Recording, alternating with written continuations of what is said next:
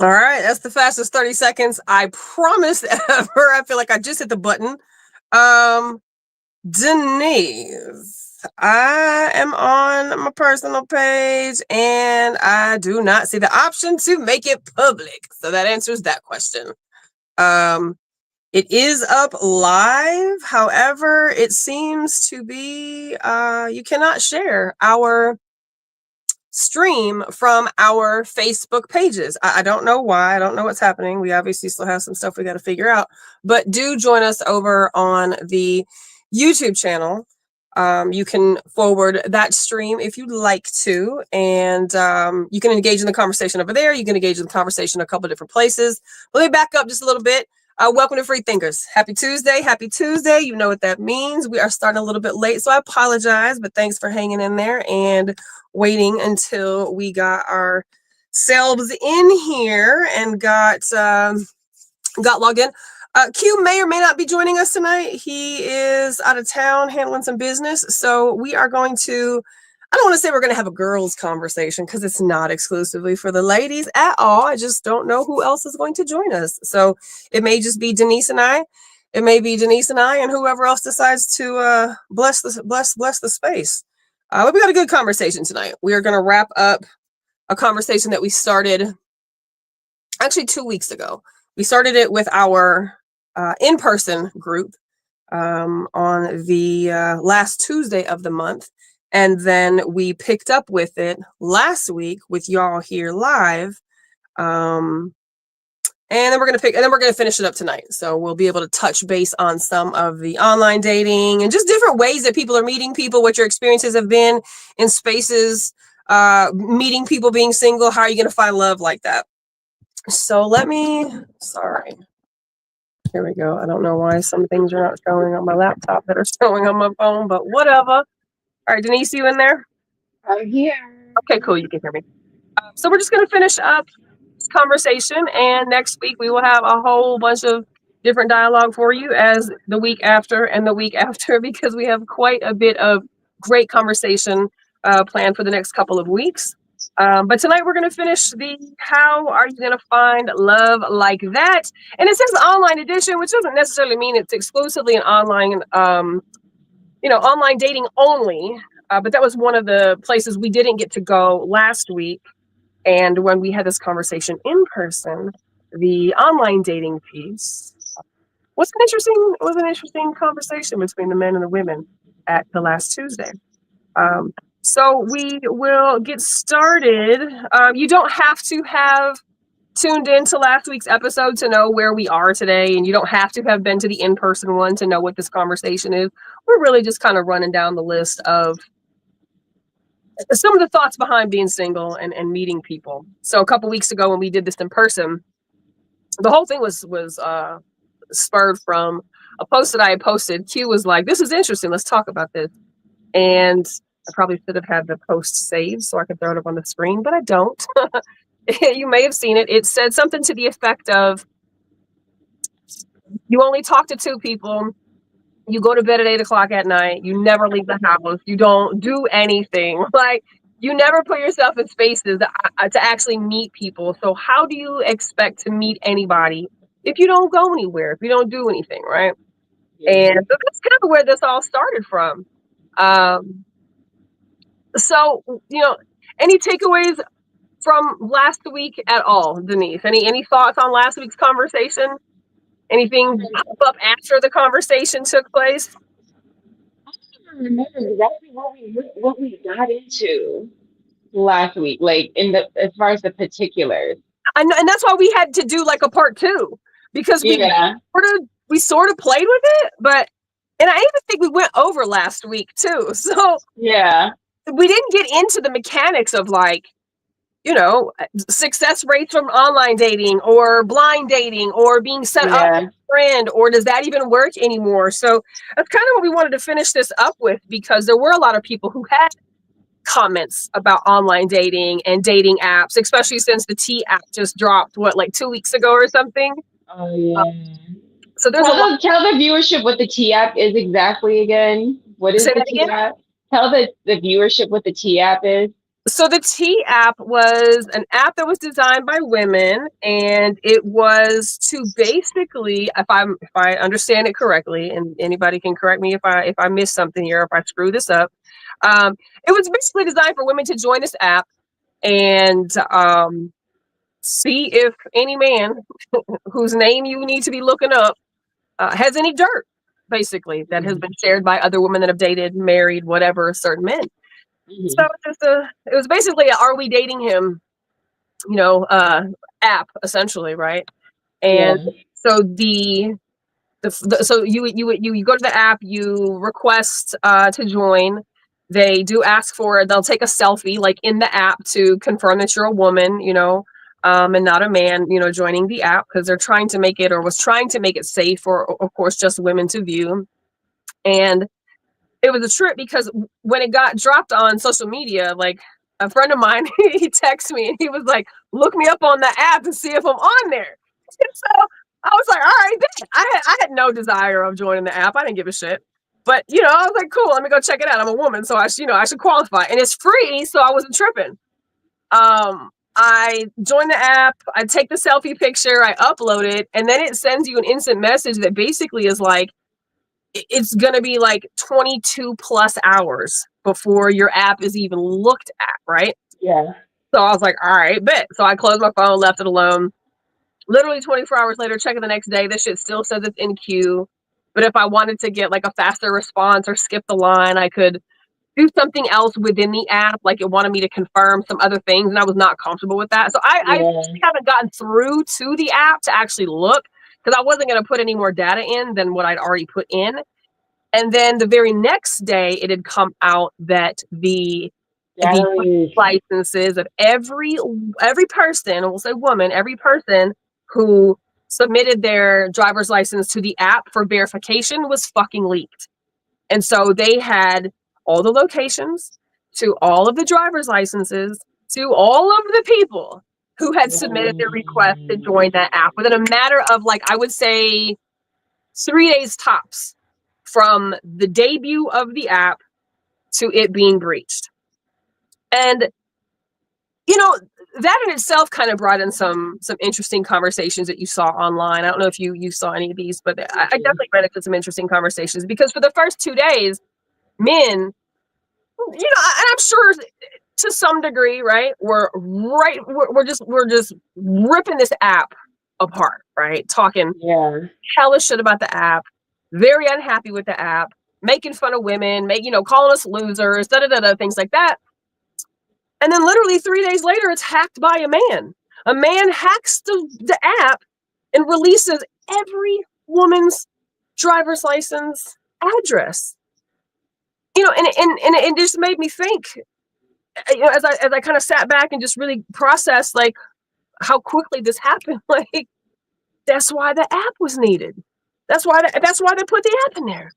I agree. I agree with that part. I think that one, I think that the issue with the app for me is Mhm. that there are people who are bitter, Sure. who are mad, and who are this and that. And so for there to be a place where your ex can talk crap about you may or may not be true. I don't know if your picture is uploaded and your name is shared and your person, because my thing is like, how do you share? Because that sounds like a breach of privacy anyways, to I assume you have to upload your ex's picture, put their name up, because how else will other people search them?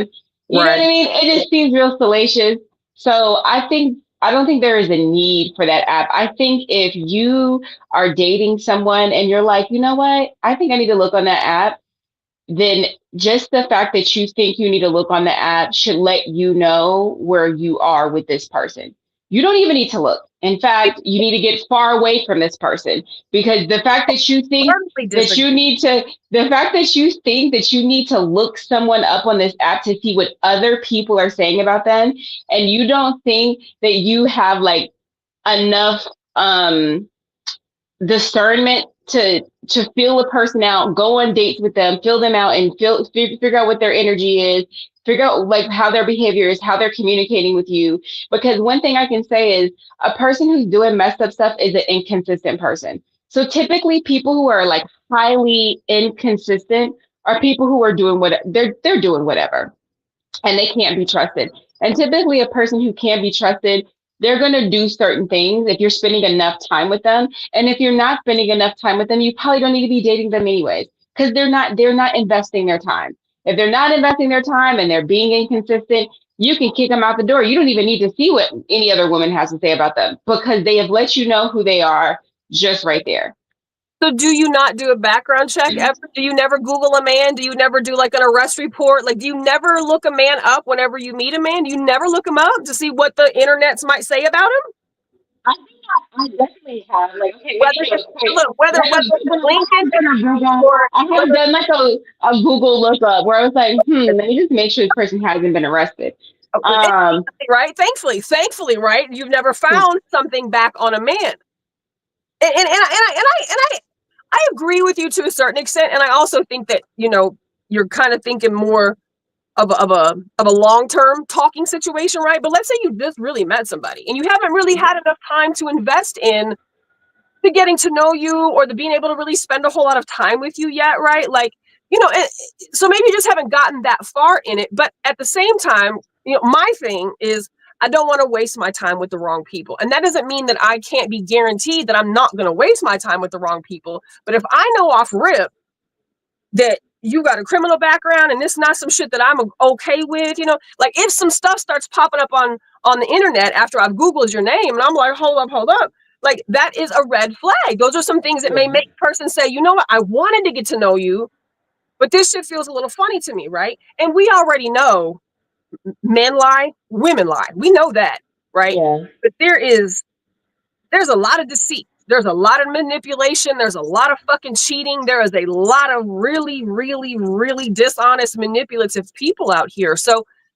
you know, I'm on a couple of the local "Are we dating him?" or "Are we dating the same guy?" groups, right? And it is unbelievably tragic. I would say probably every single day there is a woman, a wife, or a girlfriend who finds that her husband has cheated or is cheating or is on dating apps by somebody else who posts this man and says, "Hey, I got a date with this dude coming up, da da da da," or "I've been talking to this dude for a couple weeks," or "We've been exchanging, information for these last couple weeks. Anybody know this guy? Anybody have any tea on him? Is this anybody's man?" Every day there will be somebody who finds out that their man's fucking cheating on these Facebook groups, right? And there'll be times where men try to join, or there'll be times where you can tell that female friends of these men have gone back and told the men, because then it comes back to the page and the girlfriend joins. It's crazy insanity that happens. But I think that if you do not look up somebody in 2025, you are going into it a little bit dangerously, in my opinion. But even the T app could be, maybe he's. I would love if there was like a domestic violence registry, right? I would love to know yeah. who have abused, who have done things to Or women. assault, Like, sexual assault, something like that. Which they do have that. Which they what do have that. you do if they're caught. You do if they're caught. You do if they're arrested. You do if they're convicted, right? But if Yeah, I go to the police and I said that this man took advantage of me, this man hurt me, and nothing comes about it, he's not going to get put on no list. But I can go put yeah, up a T app and warn women, hey, look, hey, the drink gets spiked. You black out after dinner, and then you wake up the next morning, and. So I just, to a certain extent, of course, I do believe that, confidentiality is important. I do believe that there has to be a learning somebody, period, right? I do yeah, believe there are a lot of bitter women who will lie. I do believe that there are women who will lie on a man because they don't want any other woman to have him, so they'll paint him as the worst fucking person possible. Like, I don't disagree that all of those things could happen, but I just think that I just think it's so risky today. And sometimes having something like that where somebody's put some information in, hell, it might even just be a conversation piece. Like, hey, bro, so you was on the app. I looked you up. You was on the app. Let's talk about this. Um, but for the sake of safety, Stacey, I get it, but I feel like most people who are going on there are not going on there to be like, "Hey, girl, watch your back," because you know what I mean. It's more so. I feel like it's just a place where mess resides. Now, I'm not against Sure. looking somebody up to just make sure they ain't got no crazy charge. Right. Don't get me wrong. I am not against that. But I Right. think, like, how do you establish trust with someone you're getting to know if you don't create the space for trust to be like earned, or like, you know what I mean? Like, if you're just like, I'm gonna go on all these apps, I'm gonna post this person, I'm gonna see if anybody else is dating them. It's like at some point you have to be able to like use your discernment, Sure. spend enough time with them. You know what I mean? Like anybody could be saying Time grows anything. on. That's as time grows on, right? I, Right. I mean, that's not going to happen, after the dude first gave you his phone number or y'all met in a spa. Right. I was like, oh shit, I'm kind of feeling buddy. So those are things that definitely you want to have happen as time goes on. But what if all those things take place and 2, 3, 4, 5, 6 months later, somebody send you a link to the T app and that's your man on there. And he been on there. And it was like, Yeah. damn, if I could just went and looked, but he's been so sweet, he's been so kind, he's been charming, he's been loving. We pray every day. Like we do all these things together and it's wonderful. But there's like 4 women who have the same exact story. Like, is it foolproof? No, definitely not. I don't believe anything is foolproof. Hell, I can be with you my whole entire life and this shit still ain't fucking foolproof. You know what I'm saying? We can't control Yeah. enough of it. Um, but there was a lot of folks who were clearly not happy that this app existed, and I still haven't gone back to it to even check. Once the license thing got exposed, I was like, I'm not going on there. But I believe that people are because I'm seeing it be talked about on social media that saw so and so on the T app, and I was like, wow. Uh, if, I if think you don't know, most cities have a Facebook page called something to the effect of "Are we dating him, girl?" Uh, yeah.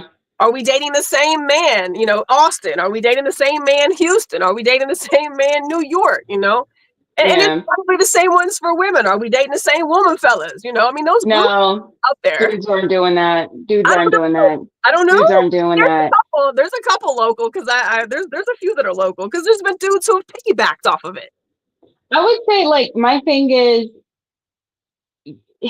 how do you ever learn to see the red flags if you're like jumping the gun? And by jumping the gun, I mean if you're like, as soon as you see a picture of a guy, you throw him on an app and ask other people what do they think.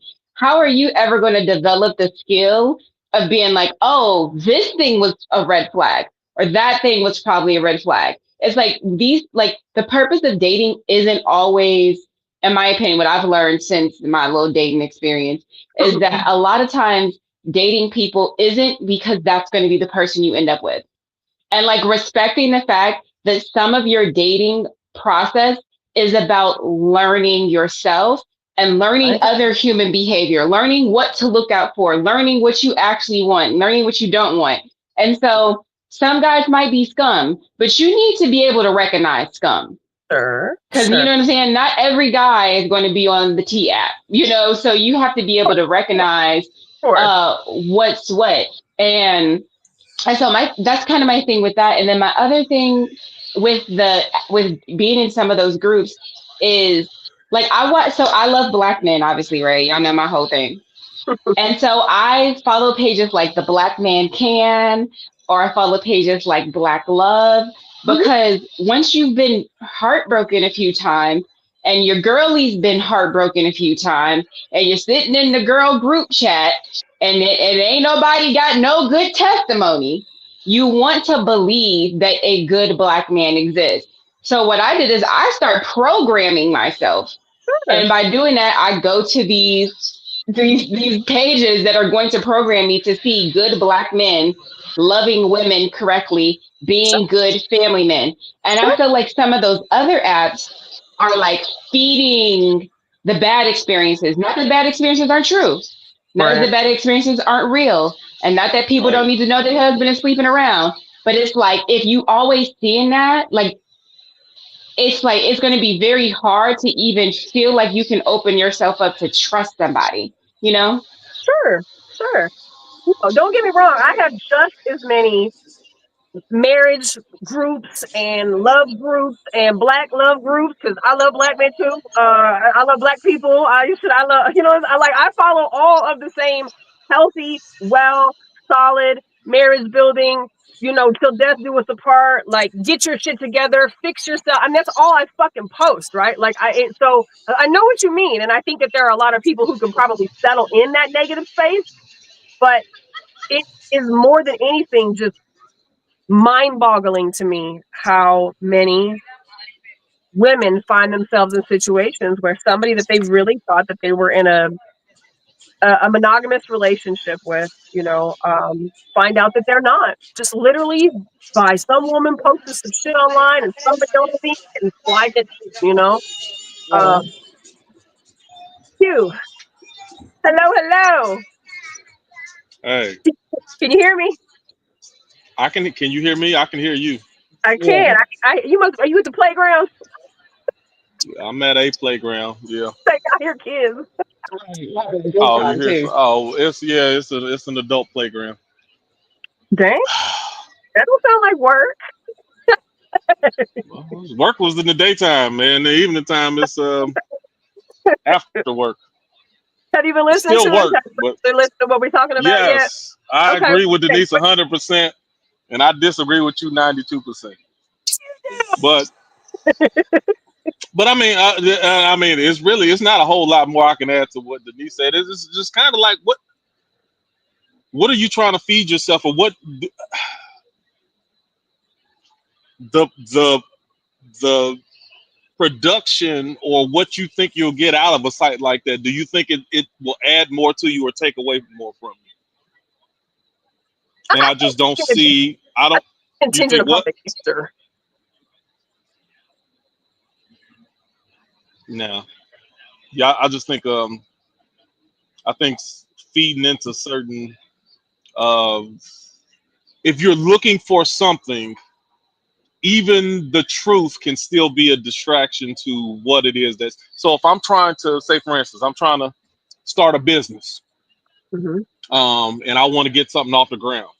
Denise can come to me and say, well, 76% of all businesses fail in the first 2 years and nobody makes a profit. She can be giving me straight facts, but those facts do not feed my goals, my dreams, and what I'm aspiring to reach. So Yeah. just because something is true, it does not mean that it's productive and it's useful for you.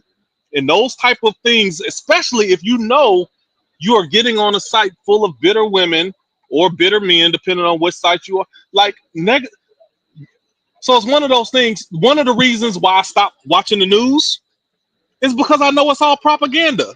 And they're Right. doing things to lead you and try to make you feel a certain way. Even if they're mixing in facts and truth, how beneficial is it to me? Oh, well, it is true. This really did happen. But all they doing is telling you about murders and Yeah. all the negative stuff that's going on and fires and instilling fear into your mindset. I agree. Mhm. It's still true, I agree. but how productive is it? Like, so those are the things I'm like, no, stay off of that shit. Yeah. I would say stay off completely because even if you are feeding yourself the positive stuff, it's still just like that negativity is just going to be there. And I feel like it's much easier for negativity to seep in than positivity. So I would say like I would get off of it completely, especially like when you're thinking about starting the date because otherwise you're just going to be in your head thinking about all those stories, all those women that did all those things, and there's no way you're going to be able to like give a person a real chance because you're just going to always like have your head on a swivel. And it's like You have not a to say better that you chance of right. You have a better yeah chance of what's the word, sabotaging a good relationship than you do picking out like, because it's not helping you. I mean you'll even finding that information, ultimately you'll do yourself more damage. The other thing I say is it's like I said with the news, and this I've said this before. I stay off of the news. If something is important enough, it'll get to me. As long as I'm paying attention to my yeah surroundings in the world. Whenever something major going on, I don't miss nothing. It gets to me, but it gets to me through the right people. It'll get through me through Nikki or Denise or my sister and other people like that. The news that I need to hear that's important to me will get to me without me ciphering through all of the negative propaganda. I'll tell an example. It's kind of off subject, but they've been having earthquakes in like New Jersey, and they've been feeling it a little bit in New York. And I was like, I saw something on Threads or something. I was like, oh wait, was there another one? So I went to go look up some news to see if there had been another one. Mind you, I haven't felt any of them. Any of the times that one of the times that they had them where people did feel it, I wasn't even here. Nonetheless, I look it up, and they're talking about the old one that happened maybe a week or so ago. And there's all these think pieces about how New York can't handle it. And if they were to get one of this size, and I'm just sitting here freaking out internally. And then I'm like, nope, I can't look at this, because let's say this does happen. I'm here. It doesn't matter. There's nothing I can do. The shit crumbles, it crumbles. But for me to even start to feed myself that, and then just start to develop an anxiety because people are creating these think pieces about how messed up things are going to be if this potentially does happen, it's just not a good environment to like have my head in. So I just feel like it's the same way with dating. Yeah, it's just like feed yourself some positivity, because it is a lot of messed up people out there, but there's also a lot of good people out there. Of course there is, but those aren't even like the same examples. Being instilled fear of natural disasters that you can't control at all, and you just have to either accept it or live in fear that it's going to happen one day, versus an app that is no different than, going to the DPS website and putting in their social and their driver's license or whatever, and pulling up their background check, putting in somebody's social and looking up somebody's credit report, right? Those are things that you can do something about, right? You can do something about somebody who has a very unsavory track record. You can do something about somebody who has a really unsavory criminal background. Like, you can do something about somebody who has a horrible fucking credit report, right? You can choose to say, you know what, this is probably not going to be a good fit for me. Bow out however you feel the need to bow out, right? But those are totally not the same thing, in my opinion. Like, I get what you're saying, and I'm a very big stickler about being very mindful and controlling what you hear, what you see, what goes into the body. I'm very, very conscientious about, the imagery that we are fed, because most of the stuff that is fed to us is entertainment, it is programming, it is agenda based. There's no doubt about that. I agree 100%. But going on an app and just checking somebody to see if their name is on there or not. Now, if you living on the app, but you don't think that app has an agenda to it as well? I mean, the agenda would be to expose men that you would want to expose. That's what the agenda is. Expose men. I disagree. Let me tell you why. I don't have to agree. I don't have to say, oh, this is a great fucking app, right? But the agenda is to expose shitty men, right? That's the agenda. Maybe agenda. Do I? I think that's the front-facing agenda. I don't think that's the actual agenda. I think the actual agenda is to keep men and women separated from each other. That has been the agenda, at least for the last, I feel like, 5 to 7 years. That is all we have been seeing. And it's been rampant, at least in the last 3 years, where it has been this constant conversation about men against women. Sure. It is so tired. Like, I can honestly say, anybody that I have ever dated that I have found out has done some dirt to me, or cheated or mistreated me or did something, I can honestly reflect and go, I ignored this because I wanted to ignore this red flag. I can honestly say that. I cannot say anybody has caught me off guard.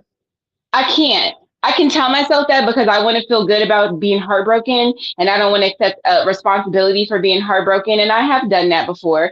But when I really, really think about it, I'm like, that. Of course. You know what I mean? And there is some balance between being like, okay, am I paranoid or is this a red flag? And then you have to decipher that. But that comes with dating. And I think, again, people should not, dating is like, yes, the ultimate goal is you want to find the love of your life and you want to be with them forever. But in between finding that person, there's so much for us to learn. There's so much for us to learn, and really like understanding and recognizing human behavior and accepting things for what they are is a huge part of that. So I just think people just gotta be willing to go through the process. You can't skip.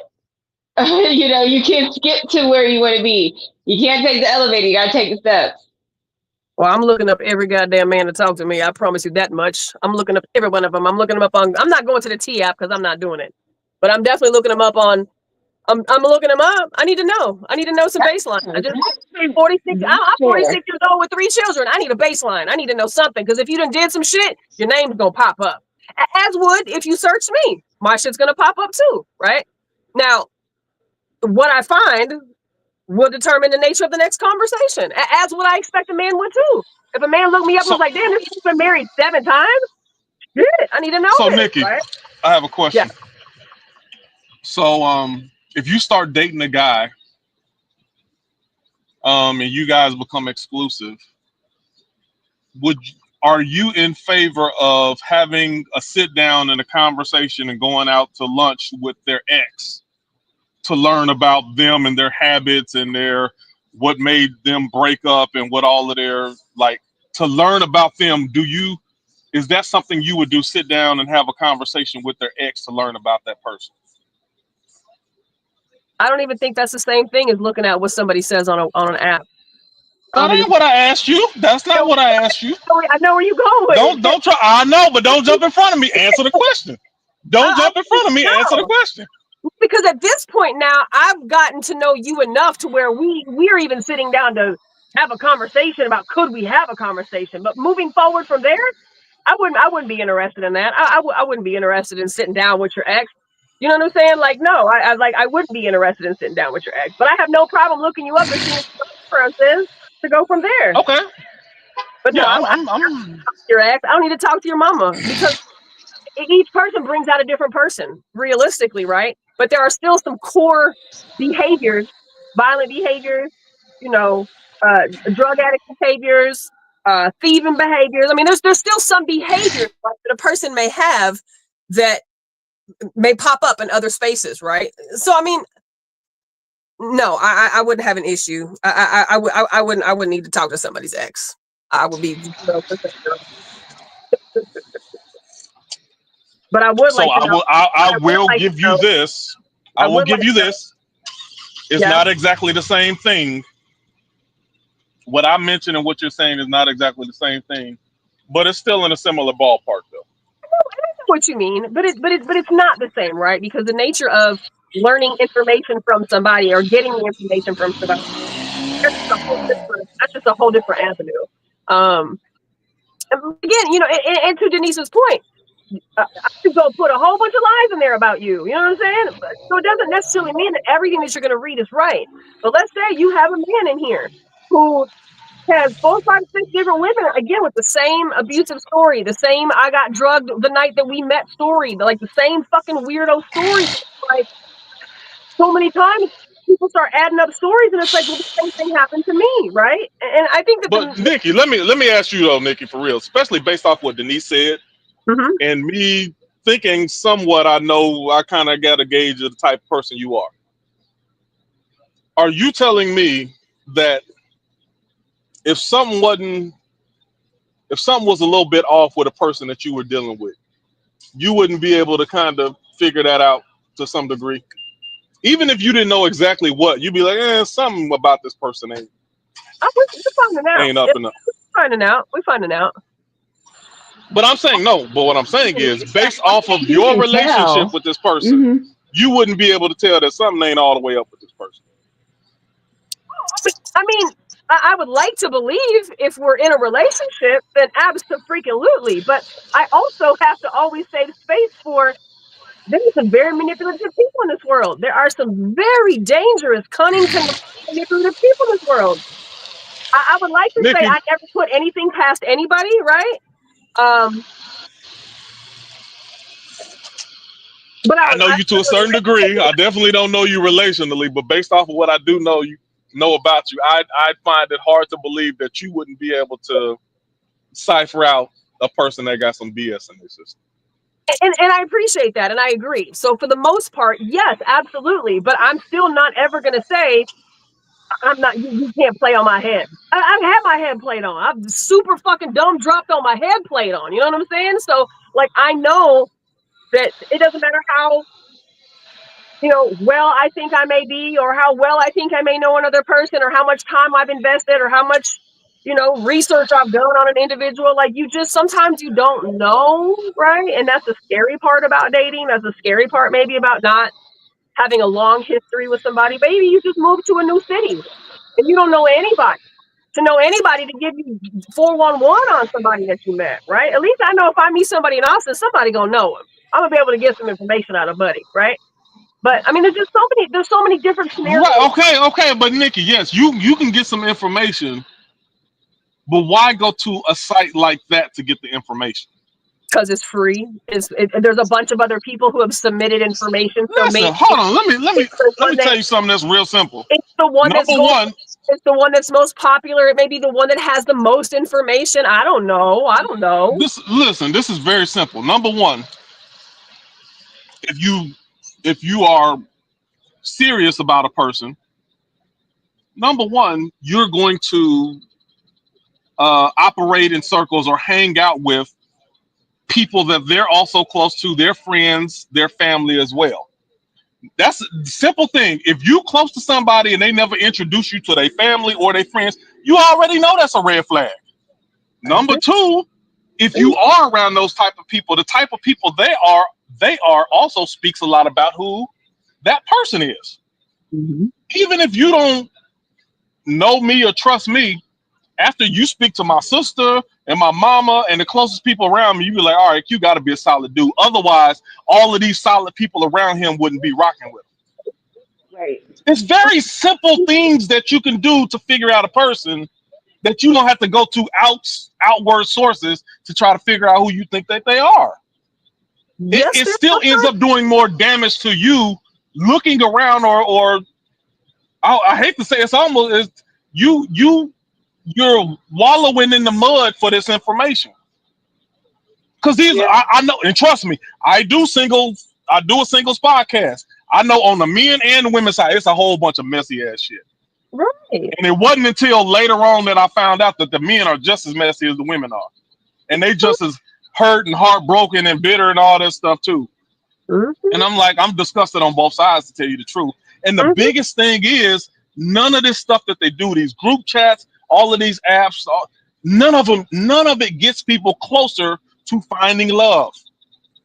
That's my biggest thing. It don't help. Maybe it's not helping. So even when finding love, but it's also getting people off of your love menu that maybe you had on there, and you took them off the menu. But you don't realize that you're paying a cost to take certain people off of the menu. See, that's the thing. I don't think people realize that you're actually taking a toll on yourself as well when you in the mud.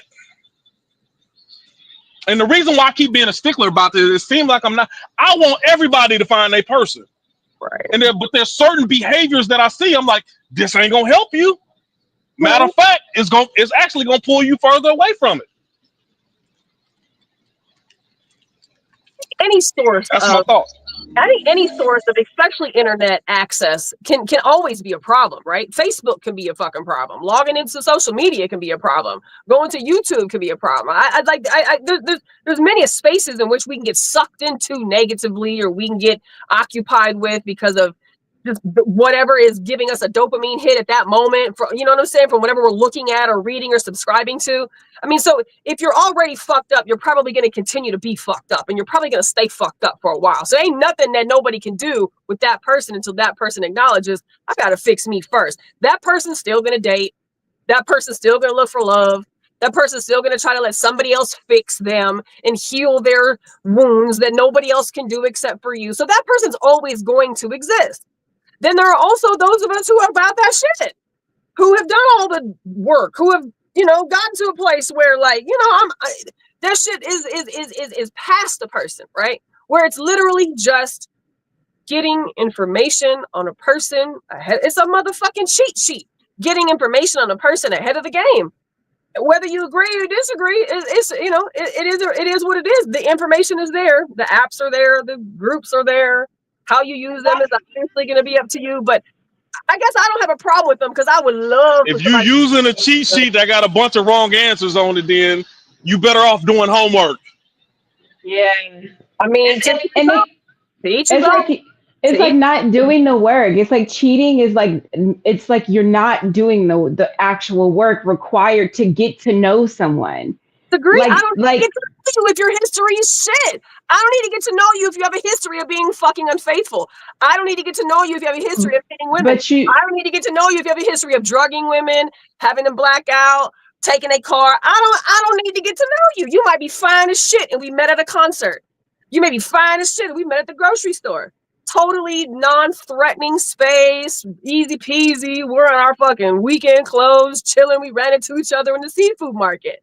I get your name and your phone number, I'm definitely going to look.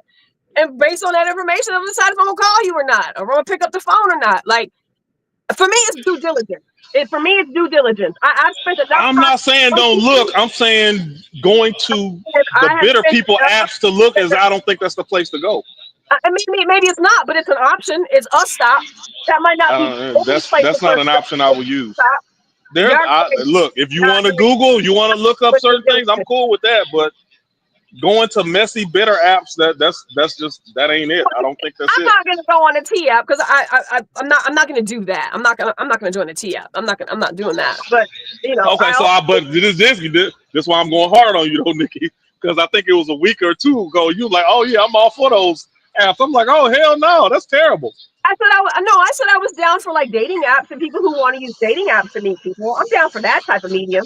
No, I'm cool with people, going on those spaces or whatever. pages though. You said you're into the page. The to me, the pages are the same as the T apps. It's just the page. Yeah, It's that's the same concept. the same person.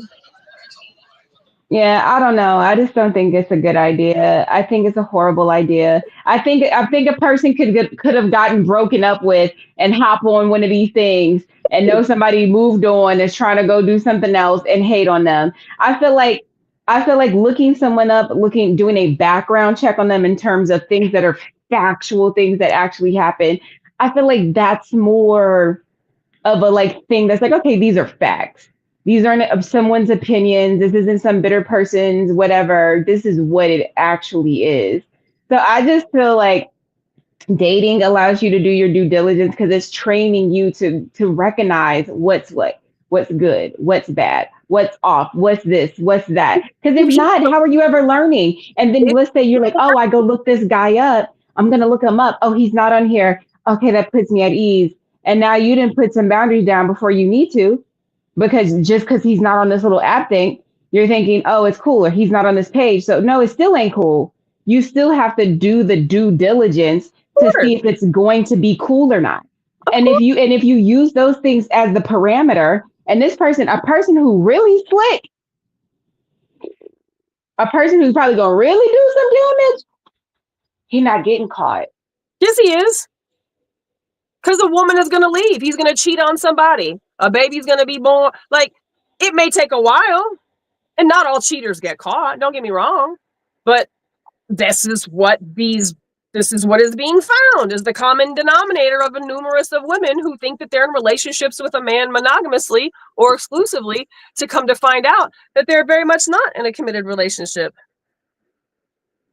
But dude, there's no way a dude is cheating and you have no earthly idea. There's just not. There's no way anyone's cheating and you have no earthly idea. There's some Oh, that's kind of possible. alarm. Yeah, somebody can be. No. Yeah, you can. And you have no, there's never a time where you're like, Absolutely. You absolutely could. where you're like, something seems off. There's never a point in time where you were cheated on by somebody and you were like, something ain't right. Something don't feel right. This You can thing that they did absolutely was be like this. cheated on This and not thing was know. like that. You can be cheated on and not know. Maybe not have proof. Maybe not have proof, but you're gonna know something. And especially if you don't live together, then it's a lot easier because you are not accustomed to their routines in the same way as if you did live together. Right. So if y'all so there has been a time where y'all have been cheated on, and you were completely caught off guard. And you're like, no way this person did this. Yes, not even caught off guard, but it's funny because one of Yeah. my exes, Yeah. I was I'm still friends with one of my exes, their long time ex, and then so now we are, just completely platonic friends or whatever. So now going back, she told me about certain things that happened while we was a guy. Like, really, you low down dirty scoundrel? I can't believe that. Like, and it's no, I wouldn't. Now, No idea. You had no idea. There was nothing that needed to go. So she acting no, weird. no, She no, no, acting no. funny. Okay, so to say that I had an idea, to have an idea and to know is not the same thing. That's what A I'm lot of people have, saying. but a lot of people have ideas that a person cheating even when they ain't. So just the idea itself, that a lot of that can speak to your own security, even if they are or are not doing anything. Just your What suspicions is not because you have suspicions that don't make the suspicions valid, and that don't mean that they real. what in this particular situation made you go, hmm? What was something that she did that made you go, hmm? What did it make me go, huh? I knew how we were constant, we were fighters all the time. We was always getting into it, always getting in fights, breaking up. Every month or two we get into it and breaking up for a weekend and doing it was just constant toxic behavior. Break up so you don't have to really feel like you cheated, but you did because you Yeah, found a it reason to could break be up so that. you could go get some cheeks or get your cheeks clapped. Right. But that type of stuff, but anyway, that type of stuff always breeds non-trust. It's hard to trust Mhm. people when you always on and off, when you hate a person every other week and all of that stuff is like you could and probably should have suspicions if there's always instability in your relationship. Yeah. Now that don't mean that they were. Some of the times maybe I thought she was, then she probably wasn't, and some of the times she thought I was, then I wasn't. But over the course of 4 or 5 years, yeah, no, it can happen. So and this is the other thing that I say: you can cheat and get away with it. Listen, you can absolutely cheat and get away with it. Not getting caught. An affair will Not get getting you caught caught. 100% of the time. There's a Mm, difference between cheating and having an affair. Right. If you right. got other girlfriends, if you have an affair, you will get caught 99.9% of the time.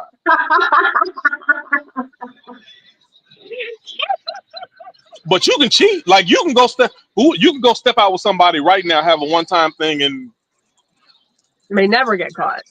never, Right. never, Right. Right. because it's not an action in itself is not the same as a habit. An affair is a habit or routine or a lifestyle.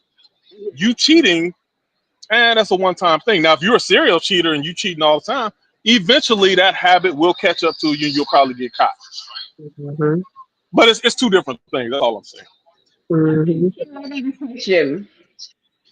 When you cheated, was there any change in your behavior and how you treated her? Were you starting to get paranoid? Were you starting to do like you had a guilty conscience and now you trying to figure out what's going on? Was there anything that you can say that you did differently once you got your cheat on? Um, oh, and this is the slick part. That's a good question. Um, in my younger years, I would have felt guilty. I had a certain thing when, as I got older, especially, and this goes to women a lot of times too. It goes to men, but it also more so probably goes to women. Whenever you feel justified for your behavior, which a lot of people do, and they feel like a person ain't doing them right, and this person ain't giving me enough time and attention, and they ain't doing it, and you feel justified. Oh, it's not only is it easier to cheat, but yeah, you can look that person in their eye and not have no telltale signs about yourself. But The you know what biggest that brings telltale me? the Mhm. biggest telltale sign about a woman is what's the word? When they just don't care either way. Like when they're unbothered, Oh, nonchalant, unbothered. Those are usually the bigger telltale signs that yeah, I don't care because I'm doing my thing anyway. And a woman would just be like, whatever. Those are usually more telltale signs.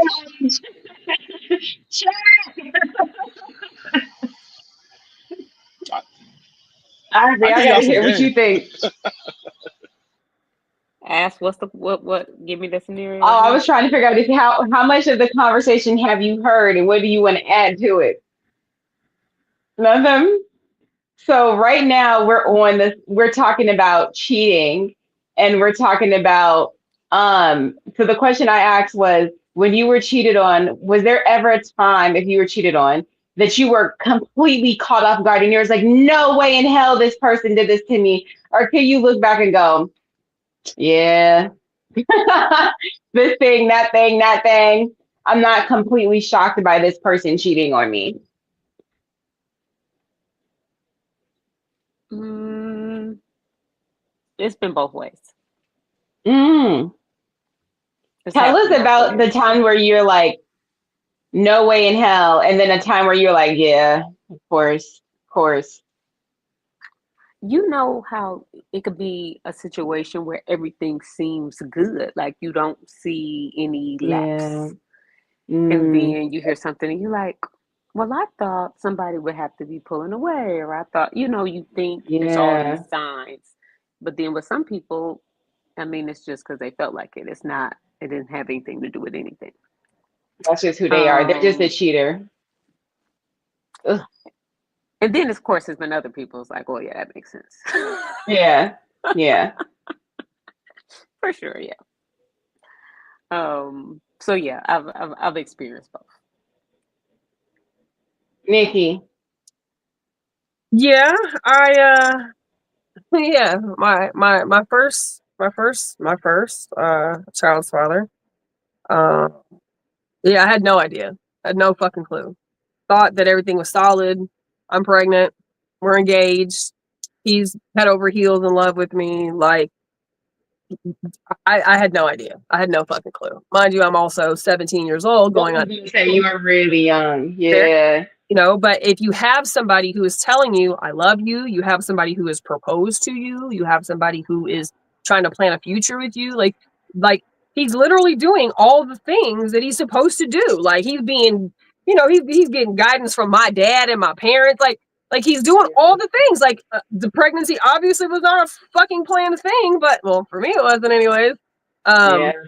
But it just, I had no clue. And then one day I was 6 months pregnant, and I come home from work, and my mom said, somebody called here today looking for so and so, and they needed some information on his medical history because they're pregnant with his baby, and they're having medical complications, and he won't respond to them. Like, he's ducking and dodging her.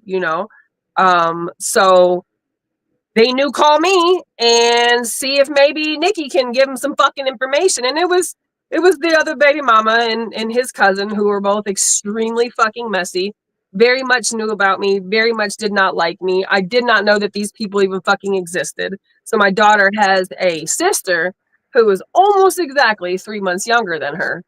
I left at that fucking minute.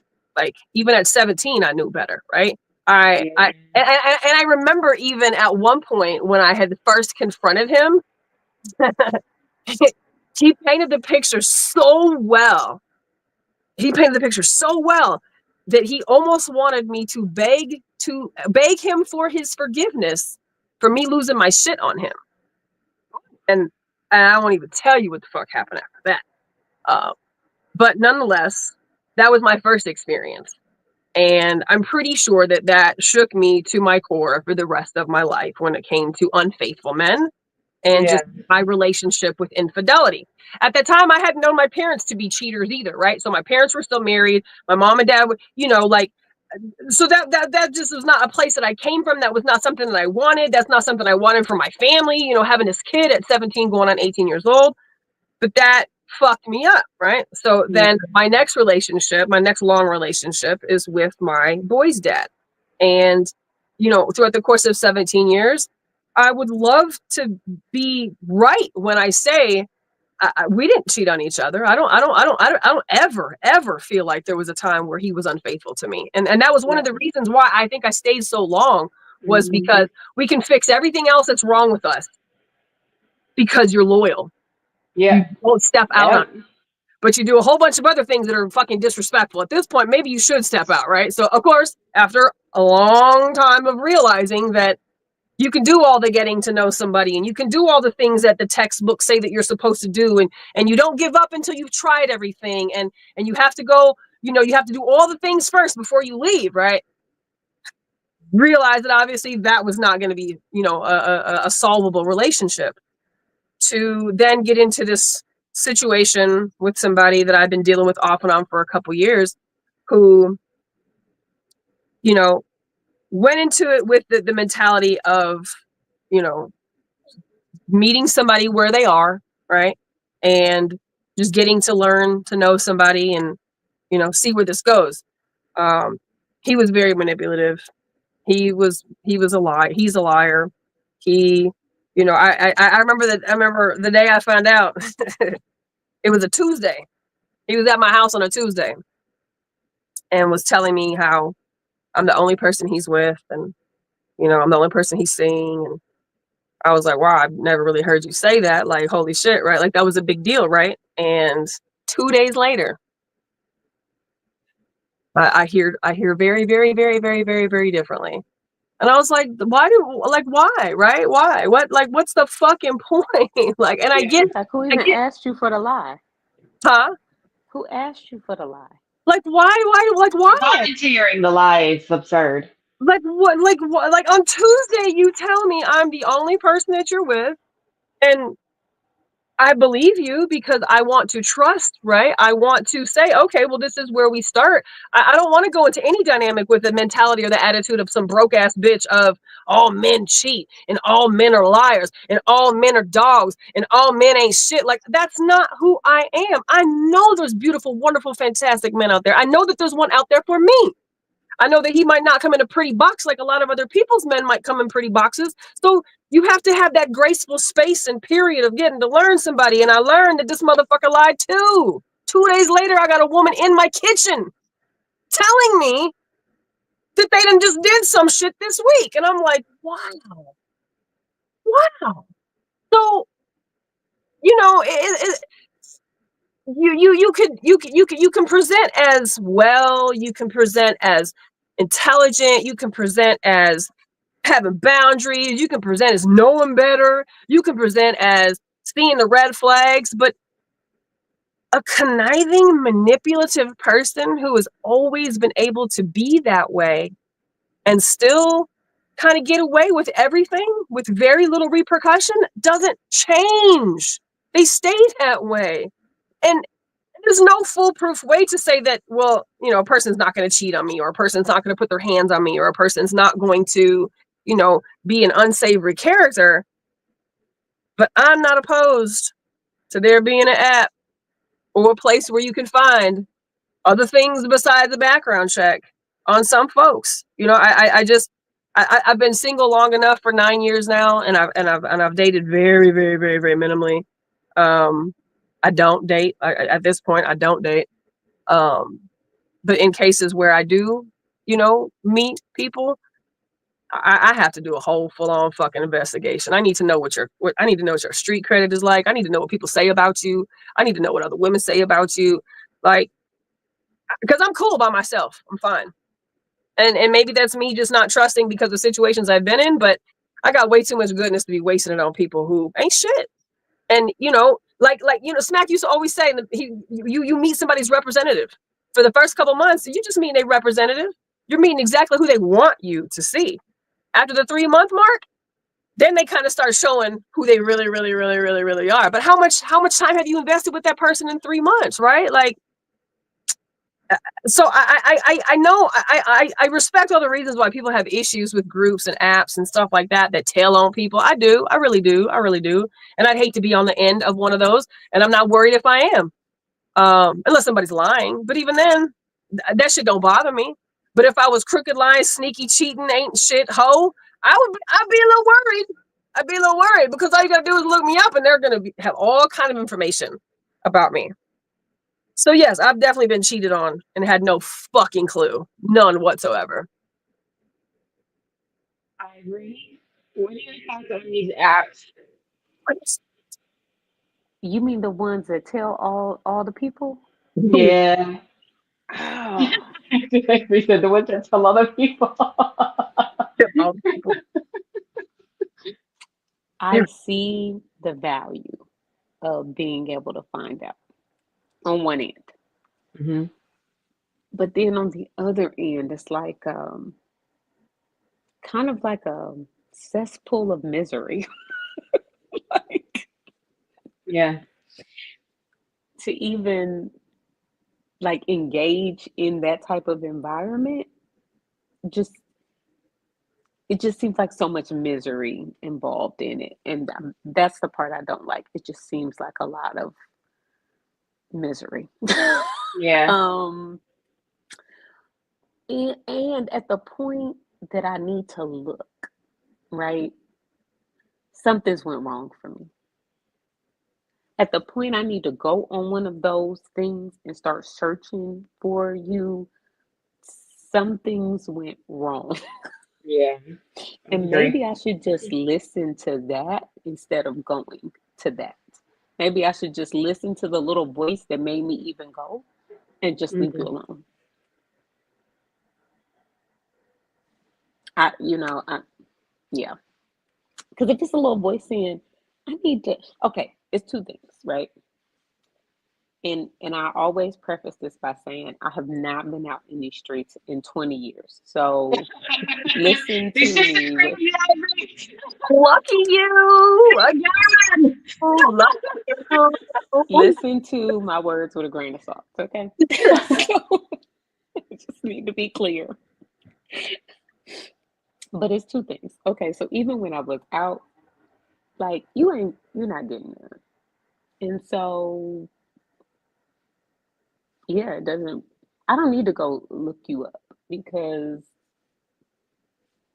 if you don't show up as true, honest, authentic, and really about this, I mean, you not getting none. Like I don't need to go on no quest.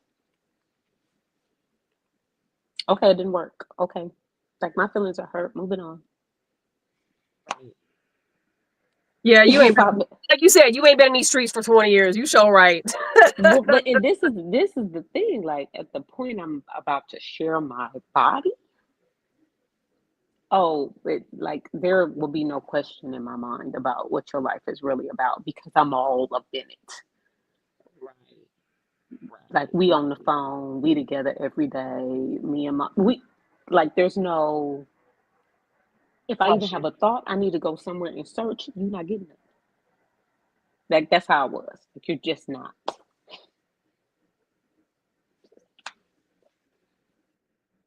That's a good plan of action.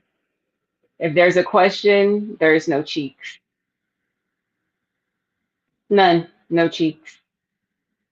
I hear that, and in theory, that should be exactly how it is, which would prevent a majority of the problems that we have, which result in apps that expose people, right? But the reality is most people do not have discipline of the flesh well enough to be able to say no to no cheeks. They don't. They're gonna fuck. They're gonna have sex. They're gonna have sex just to have sex. They're gonna have sex to fill a void. They're gonna have sex because they want to feel important. They're gonna have sex because they're horny. They're gonna give it up and they're gonna justify it. And then they're gonna keep fucking justifying it. And this is where the damage comes into play. So while the apps may be dangerous, having sex when you definitely should not be having sex is probably more dangerous than the apps because once you've given yourself to that person or you're thinking about it, most people are going to start looking at things a little differently, a little less subjectively.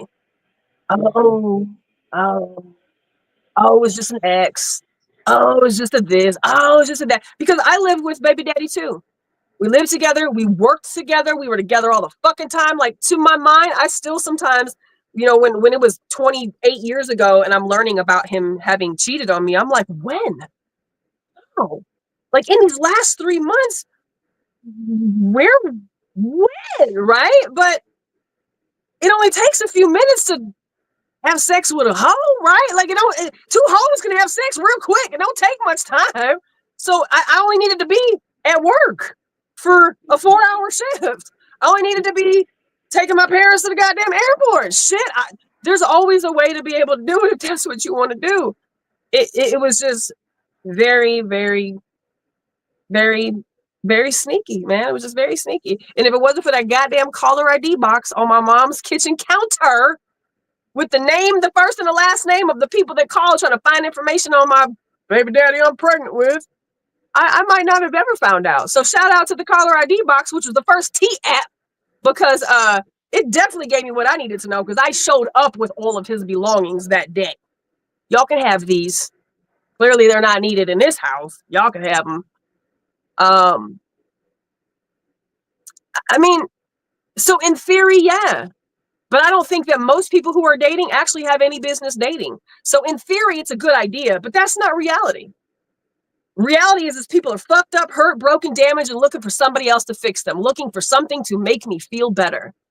Whether it's drugs, alcohol, social media, sex, porn, church, people, food, alcohol, drugs. I've already said that, whatever, same thing. People are looking for something to help them feel better. So yes, to your point, there's a lot of people who are probably on these apps or these groups who are in a miserable space. I agree. I very much agree.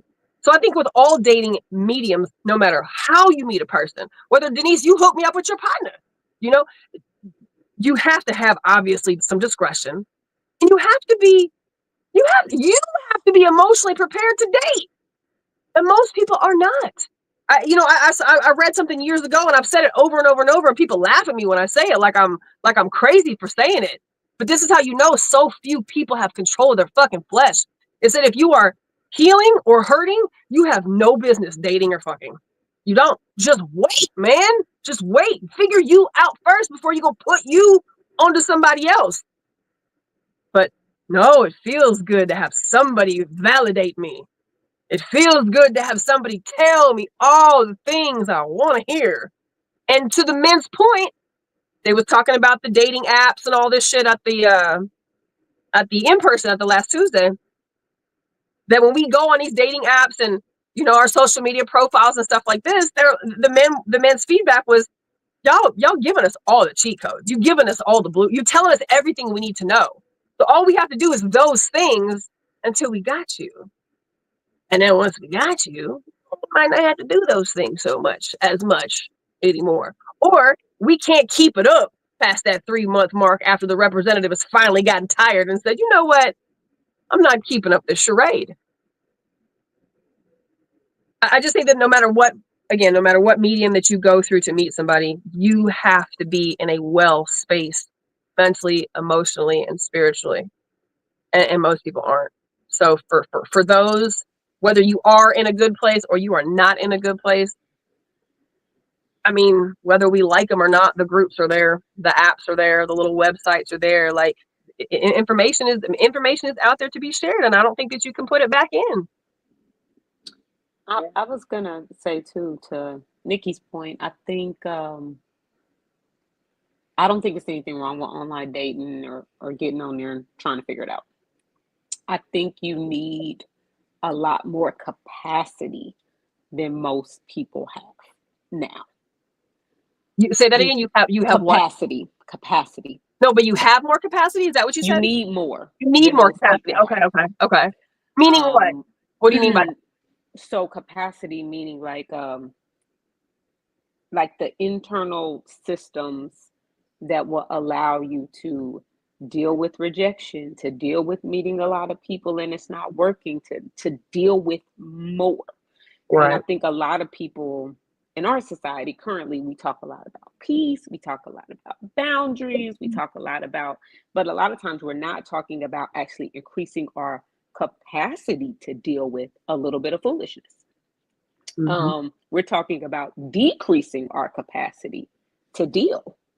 But for these type of things, you actually need more capacity, right, to deal, to weed some things out. And people are literally walking through life with less capacity, but more things to deal with. which I think makes online dating very hard Yeah. because if you have less capacity and then you've gone on 5 dates and all of them were bust, or you didn't get that second date or whatever, and you already have less capacity, like then you're like, online dating sucks or this doesn't work. No, you have to have a whole nother level of something else to deal with the current landscape of dating at this point, which I just don't think a lot of people have right now. Hmm. It's hard to have that. Like I've been on the apps before, and let me tell you, it is during the panty, it was great because nobody had anywhere to go. So you kind of got a good variety of goodness, at least looks wise. They were still hot messes. Let's be clear. Right. Um, but then also, so like then after the panty, things are different. And you can't even get past go with some of these conversations. You might start a conversation and never hear back from a person. You might match and then never hear back after that. Right. Because the thing is most people who are using, I'll say most men, I can't speak for, I mean, I really can't speak for men, but I'm just going to throw it out there because I've seen some stuff. But I think most men who are using dating apps are not using dating apps because they're looking for serious relationships. I Right. think most men who are on dating apps are looking for hookups. Yeah. So then when you have women who are looking for something serious, you know, and again, where we're talking about people praying into the things that what's your favorite color? What kind of music do you like? And he can just go look up, whatever, and just tell you all the stuff you want to hear versus meeting a person in person who, like back in the days, there was no social media. You had to ask questions. Hmm. Now it goes back to my point of like everything is like everybody wants to take the elevator to knowledge. It's like you got to take the time to like ask people the right questions, like really truly get to know somebody. And I don't think a lot of people are doing that because most people, to Nikki's point, are just out here hurt and they're going to use casual sex to cope. And that is all people are doing. As long as they can feel a warm body on them in some capacity, I don't even think the sex has to be good. I think it's just about the company at this point. And Hmm. so, oh yeah, yeah, because yeah, it's a Like, lot of wait a dudes minute, what you mean?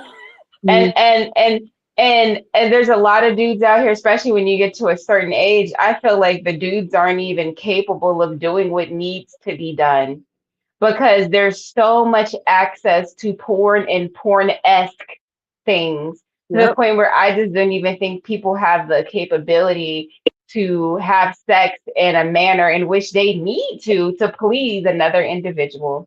So Yep. it's crazy out here in these streets, Ivory. I know. Agree. Oh, You see my Ivory. face? I'm like, Yeah. what do Oh, you Ivory. Things have mean? changed in these last 20 years, let me tell you. It's crazy in these streets. But I It's absolutely horrible. Like I think and it's only gotten worse because of social media, I think. Right? Mhm. And maybe social media just highlights all the shit that was already wrong with us as a society. But I also believe that it's made it worse, right? Whatever our For worst sure. parts were, it took that shit and just amplified it, right? To the Mhm. 50th power.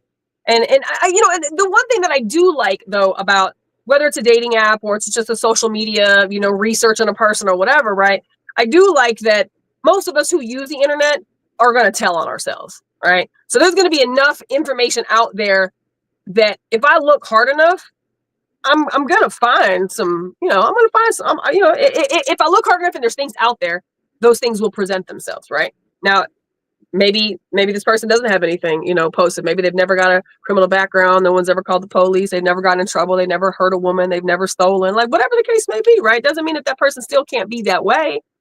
But I like I don't know. I just like I like the ability to have access to the information. I really do because it is not the same thing today that it used to be 20 years ago. I told you when I got single 9 years ago, I felt like I got dumped into the fucking twilight zone. I was like, this cannot this is just one girlfriend having a really bad relationship. Okay, well, no. Now it's two girlfriends having a really bad relationship. Oh, goddamn, no, that's all of my, like, holy crap. It just became one of those things where I knew when I left, I was in no position to jump back into a relationship. I had a lot of healing that I needed to do first. But I had no idea that I would still 9 years later be single. I really did not think that it would be this long. I remember being single when I first left, and one of my girlfriends at the time had made a post on Facebook about how it was like her 5th or 6th year being single. And I remember when I read her post, I was like, God damn, I'm not gonna be single that fucking long. Fuck that, right? Like, I'm gonna find him somewhere. He's gonna show up. I'm so amazing. He's gonna pop up in my world, right? No. And now I just don't meet men. I don't. And I say this all the time. And a few times I've been told I'm lying, and I'm like, why the fuck would I lie about that? Men don't approach me. It's very rarely today that men approach me. I don't get approached. Even on the online thing, like, I have an online dating profile. That for me is just a reminder of how fucking nasty people are, of how dirty some of these men are, of how zero audacity it takes to say the things that I mean, it's a reminder that I need to keep my boundaries up high. It's a reminder to stay guarded. It's a reminder to continue to sharpen my own tools, right? Do I live on a dating app? Nah. Am I constantly checking it? Definitely not. But am I on there? I am, because, like you, Denise, like, pandemic happened, and that's just kind of where everybody went. And so it wasn't necessarily like, oh, I'm going to find the love of my life on a fucking Tinder. I don't even have one of those, but, like, I'm going to find the love of my life on, Plenty of Fish, right? That's probably not going to happen. But I also left space in my head that I'm on there. So maybe there's another dude who doesn't like to go out to clubs, who doesn't like to go to bars, who's, a fucking homebody like me, who doesn't really like to be social, who just happens to be on the computer all the time, or have the laptop in their lap, and might have a profile, and might want to meet a friend, and might want to go smoke, and just have a decent normal time. Like, maybe that can happen. Has not happened. Finding it less likely that it will happen, right? But I don't think that it's I don't want to say that I think that dating apps are a guaranteed fail, but I think that you have to use them wisely, and I think that you have to be wise to use them, because you have to be able to cut out the bullshit, and a lot of people don't. There's so much love bombing that happens. Oh my God, it's wild. So then on the "Are We Dating Him" groups, right? You'll have one lady who's having a conversation with that man, and she's like, man, let me just check real quick. So she'll put up initials of a guy and may put a picture in the comments or something, and then you'll have 6, 7, 8, 20. The more women that talk to a man, you'll see 94 comments on there, and you'll be like, oh my God. Oh, I was with him yesterday. Oh, I'm with him tonight. Oh, we have plans this weekend. And it's like, whoa. Who has time for that? Apparently some of these fucking men do. But then that just lets you know that he's not investing time in these women. If you have enough time to split between that many women, he is not investing time in you. And that just goes back to my point of, that's a flag. You're not getting enough time. He's not invested. If he can make that many plans with that many people, he is not invested. But all people have different parameters, right? All people have different rules with dating. All people have different schedules and expectations. Like, it may work just perfectly that maybe he has 52-week rule, right? Maybe he's seeing one chick, each week for 52 weeks, and he's seeing the other chick once a week for those 52 weeks, and the other chick once a week for those 52 weeks. And the rest of the week he's working and doing house chores and letting his penis rest, and I don't know what else, right? But, like, it's very possible. The people that don't have kids, people that, abandon their kids. I mean, there's a lot of people who have nothing but 24 hours a day to date, have sex, and find somebody to have sex with tomorrow. That's all they do. They're just constantly hunting for private parts. And then they get really good at it because, like any manipulator, you find the ways that work, and then you become a predator, and you prey on those that probably don't have the same kind of boundaries that would say no to you. So it's a horribly broken system. I would say this as well. I think this is one of the dangers of us moving away from kind of traditional models of what the normal progression of a relationship looks like. Because then it's harder to recognize that this is not progressing the way that it should. When we get away from, when people are like, oh, it's all different types of ways to have a relationship, and it's all different types of ways for us to love each other. Maybe, or maybe they are doing other things besides you that you don't know about. Right. Because a normal progression of a relationship would be, yeah, we meet, we talk on the phone, we go on a date on the weekend. Or Right. maybe we schedule another date in a couple weeks. Oh, well, we really like each other. We went on a few dates. Oh, well, we're going to start talking every day, every other day. Oh, we're going to start seeing each other. You know, like things progress until we're together. And that would be the normal progression of a relationship. Everybody want to be new age and modern now. It's all kind of ways for us to love each other. Okay, well, keep saying that and getting cheated on. I mean, just saying. I think it's gotten to the point for some people where it's so bad that I'm seeing people who generally were not, who didn't subscribe to anything but a monogamous relationship. Like, and that's not to say that your styles can't change, because obviously the more information we come into, the more we may change. But I'm coming into a lot of people who are just like literally accepting cheating as the fucking norm, or who are accepting polygamy or an open relationship as the norm, because I know that my husband or my wife or my boyfriend or my girlfriend is just not gonna stop. So let's make it open, or let's just do poly. And again, that's cool if your styles have changed because you've come into information and you want to do that. But if you've just agreed to water down your ethics and your principles and your morals just to keep this person, or because this person, you can't get rid of them, you won't get rid of them, you know what I'm saying, whatever the case may be, there's a lot of folks who have just diluted what they wanted for fucking settling.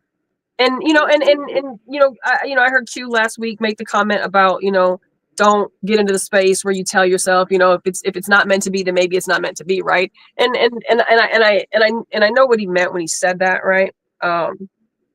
But I also have to be very realistic, regardless of whether my list is very picky or I'm very particular about what I like or what I don't like or want or don't want. I'm not in denial that whether I made my list, smaller, took some of them things off or not, it's tough out here. And that's one of the things that we talked about in the in-person was, is there pee in the pool?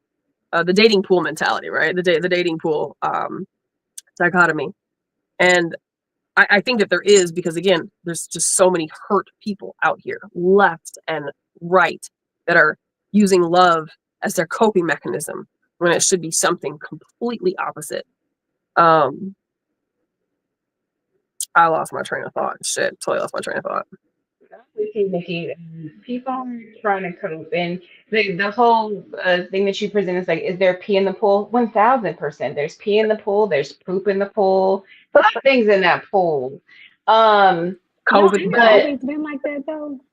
Maybe do no, you think we're just no, more exposed we're more because of exposed. social media about how bad it is? But it was always bad. Like it's always been hard. I don't think it's always been this bad. I Okay, think people have, like we've talked about this before, option paralysis. People think they have more options than they actually have, because a I lot agree of with that. people are treating social media like a dating app. So you're following some girl and You know, you think you have access to this woman. You know, a lot of women, they'll be showing things off, et cetera, et cetera. You think you might have a chance with this woman. You don't. You don't. She's not posting that for you, sir. She's posting it for another guy who's not paying her any mind or liking those photos. Let's be abundantly clear Right. here. Okay? So, a lot of times I think people think they have more options than they actually have. And then this whole like cut people off mentality where people are like unwilling to have conversations, uncomfortable conversations, and say, hey, listen, I don't really like this thing. Let's talk about it. Everybody's so quick to cut each other off. Like where it goes back to what Ivory was saying is like, where's the capacity? Where's the capacity for patience and growth and like, you know, understanding and learning and stuff like that? Now, that's not to say you put up with crap, but it's like nobody has any more patience to even get to know another person, which is why I think a lot of people have a roster because you don't want to do the work. You're lazy. As soon as something comes up with you and this person, you're calling the other person because you don't want to deal with that. And so there has to be a point in And Denise, time. that's why them bedroom skills suck too. Hello. You ain't take no time to get to even know how to learn how to have good sex. A lot of people, they just out here being with people who just glad to be there and they never have to bring them to their peak. Mm-hmm. And let me tell you, no, you come over here, you got to put in some work, sweetheart. That's how this goes. Mm-hmm. And a lot of people are just unwilling to do work. Like a lot of people are lazy in every sense of the word, lazy. Mm-hmm. And so it's like you have to find somebody who wants to fight for the relationship, who wants to fight to get to know you, who wants to fight past their own insecurities, who wants to go to therapy and work on themselves. You have to find somebody who actually wants to do that because people are completely and totally okay with just getting with the person who don't require them to do no work. Mm-hmm. To your point exactly. What's up, Edward? Been a long time. He chimed in here for a quick little second. It's good to see you tuning into it. He says the point about learning the skills needed to navigate relationships is so true. Most people put no real effort into understanding themselves, what they want versus what they need in a partner. And I agree 100%. You know what I mean? Edward don't always agree on everything, but we agree on this right here. But I agree. And I think for me, that's probably been my biggest takeaway in all of these years being single and putting my toe in the water and trying different mediums to meet people, right? Whether it's, a blind date or somebody hooking me up with one of their friends or, you know, thinking that I caught a cool little vibe with somebody that I met on Facebook or that I met on a dating app, right? Like, or I met in traffic, right? Like you until you've done the work, you shouldn't be out there handing out your private parts, right? And even sometimes after you've done the work, you still might not be ready to hand your private parts out. But that's part of that's part of I think the problem that isn't ever really going to get fixed. I don't think we live in a society that's ever going to turn around what we're all exposed to, right? Like we know in our immediate the health and wellness and healing and all of these things make for us a better person and help us more in our lives and give us structure and guidance, as individuals and parents and partners, right? But and there's so many folks out there who, like you, to your point, Denise, who don't give a fuck about that. They don't care. They just want somebody right now. Like I am so I am so burnt out with casual sex and I don't participate. Like I'm not. Like I literally just had somebody that I used to deal with, try to, you know, wiggle into a conversation recently. And I was like, I could do that. But that serves me no purpose. What you can bring to me, I can do to me. I don't so what else can you do? If you can't do anything else but be my friend, you can't have no pussy. You can just be my friend. You can just be my friend. That's it. We're just friends. That's cool. And let's just stay there. Because in order for me to give you what I have, which is me. Whether you want it or not, you want to be inside of it. Regardless, you gotta take what you get. You have to come with something other than just what's between your legs. That doesn't excite me. I'm 47 fucking years old now. That does not excite me. And so for a lot of women my age, we're running into these men who are going through their divorces, who are going into their second, or who have just left their first and their second marriage, right? And now their kids are grown in their 40s and they're about to retire and they're like, shit, I'm getting out and about. Everybody wants to be 32. Everybody wants to be at a cigar bar. Everybody wants to, be old and young at the same time. And it's like, I get it. I get it. Time is short. It's we only have a small window, but like, I don't know. I'm way too intentional with my time. I'm way too intentional with my body. I'm way too intentional with the repercussions of being reckless with my body, emotionally, spiritually, physically. Like, I don't care. Right. So I look at those dating apps. I look at those mediums. I look at T app, things like that. Right. I look at those conversations that people have as reminders. Well, I'm not out here just believing everything somebody tells me because it's cute, or believing everything somebody tells me because it sounds like it's good. Because it's a lot of fucked up people out there. It really is. It's a lot of really, really damaged people out there. I don't know. I don't have a great outlook. I really don't. I still believe that. I still believe that. I still believe in love. I've always believed in love. I'll never not believe in love. I don't think that love necessarily looks the same way that it used to look to me in its entirety. I think the core foundation of what I believe love to be that's never going to change. But I've become a little more flexible with what love looks like today at 47 years old. What does that look like to you? Yeah. Huh? What does love look like to you at 47? A lot of grace. A lot of grace. Capacity. I like that word. Yeah. The capacity to understand that you meet somebody where they are, that there is no perfect individual, including us, right? That a relationship is something that we have to grow, that we have to work on. It is all 100% we based. That it's okay to not always have your needs be met, right? As long as it's not an intentionally harmful thing, right? So maybe your partner doesn't do something that you really, really, really like, right? But they do other things that you do really, really like, or they don't not do things because it's an intentional thing. You don't have to take it personally, right? Understanding love languages. Everybody's love languages are different. So just because our love languages might not necessarily hit, that doesn't mean that this person is showing any less, or desiring any less, or wanting any less, or meaning any less. It's a lot of give and take. It's a lot of compromise. It's a lot of it's not easy, right? Like, nothing about it is easy, but it also shouldn't be real fucking difficult either. It shouldn't. We should have enough working for us that we can always find our groove. I'm a firm believer in not going to bed angry at each other. I'm a firm believer in, you better kiss me before you leave this house. I love you at the end of every phone call. There's some things that are never going to change, but I've become a little more flexible in accepting other people's differences. Yeah.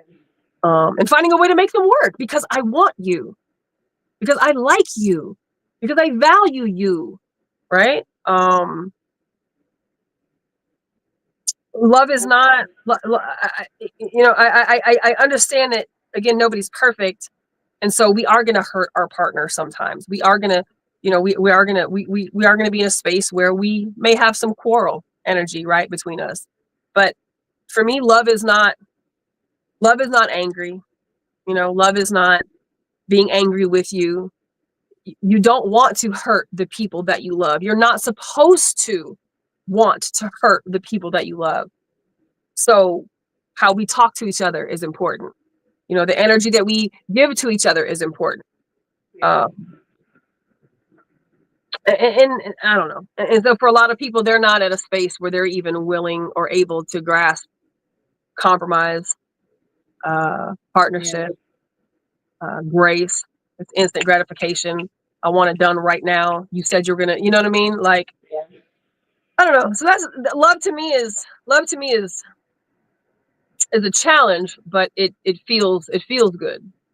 Yeah. If if thinking about love makes you feel negative, then you probably should not be working on a relationship right now, right? Yeah, for Thinking sure. about love should make you feel love, should make you feel good. You should feel light. Uh, for me, I think that's what love looks like. Okay. Irby, what does love look like to you? Have you been married? How long have you been married now? Hmm? Oh, you might be You're muted. muted. 14 years, 14 years. a And couple together weeks how ago. long? Together 20? 19, Together Hmm? 19. And how many kids? 3. 3.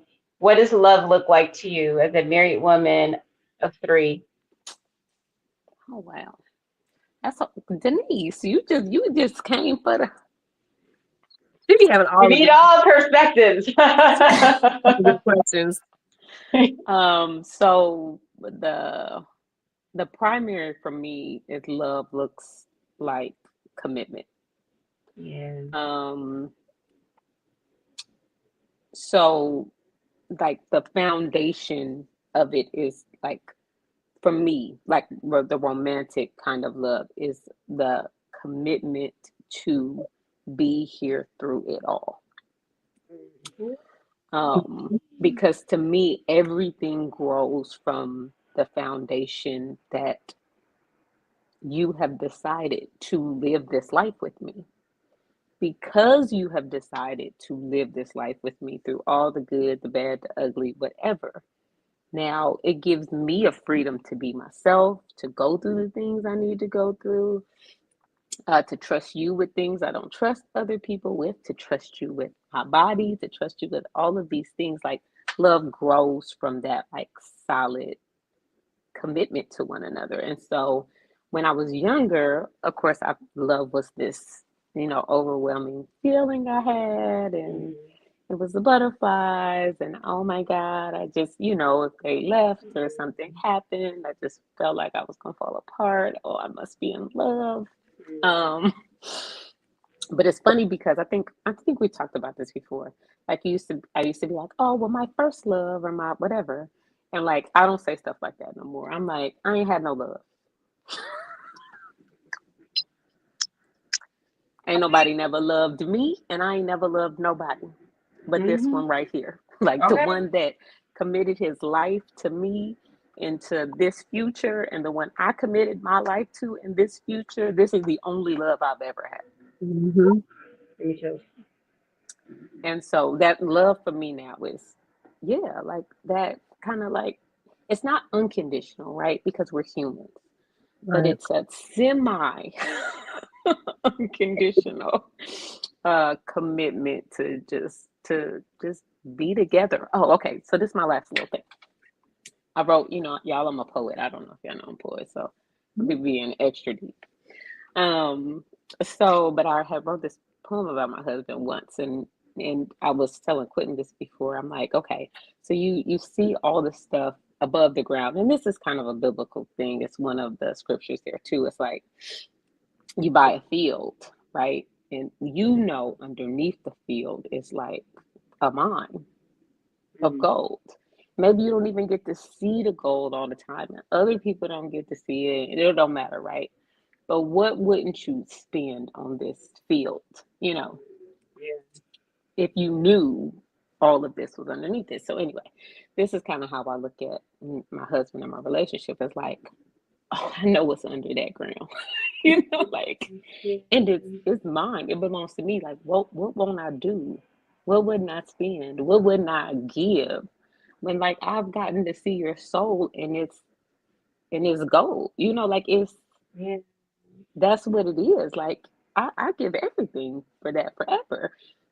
So okay, anyway, that's love to me. That's so sweet. That's so sweet. I agree with y'all so much. I feel like the older I've gotten, the more I've gotten away from that like whimsical romantic. we must deny and you and we like all that extra stuff. It's like, are you trying to be here? Mm-hmm. Like, are you going to be here when it's hard, when Mm-hmm. it's difficult? Like, Mm-hmm. can you still remain here and not just here like this, but actively here? Mm-hmm. Like, are you willing to do that? Are you willing, like I said earlier, to do the work? Can Mm-hmm. you give me grace? Can I give you grace? Mm-hmm. Can I say, hey, I need these changes and be patient enough to work with you until you make those changes? Because these, a lot of times, we break in habits in Mm-hmm. relationships, Mm-hmm. to help appease another person, which another relationship, it may not be an issue for someone else, but it may be for that person. So now you got to change something you've been doing your whole entire life. You got to love a person enough to break a lifetime habit. Mm-hmm. And so that's what love is to me. It's, are you committed to be here? Are you committed to work for this? And make it a pleasant experience while we're here. We ain't just gonna be in it. Can we keep it pleasant? Are we gonna still do things to make each other happy?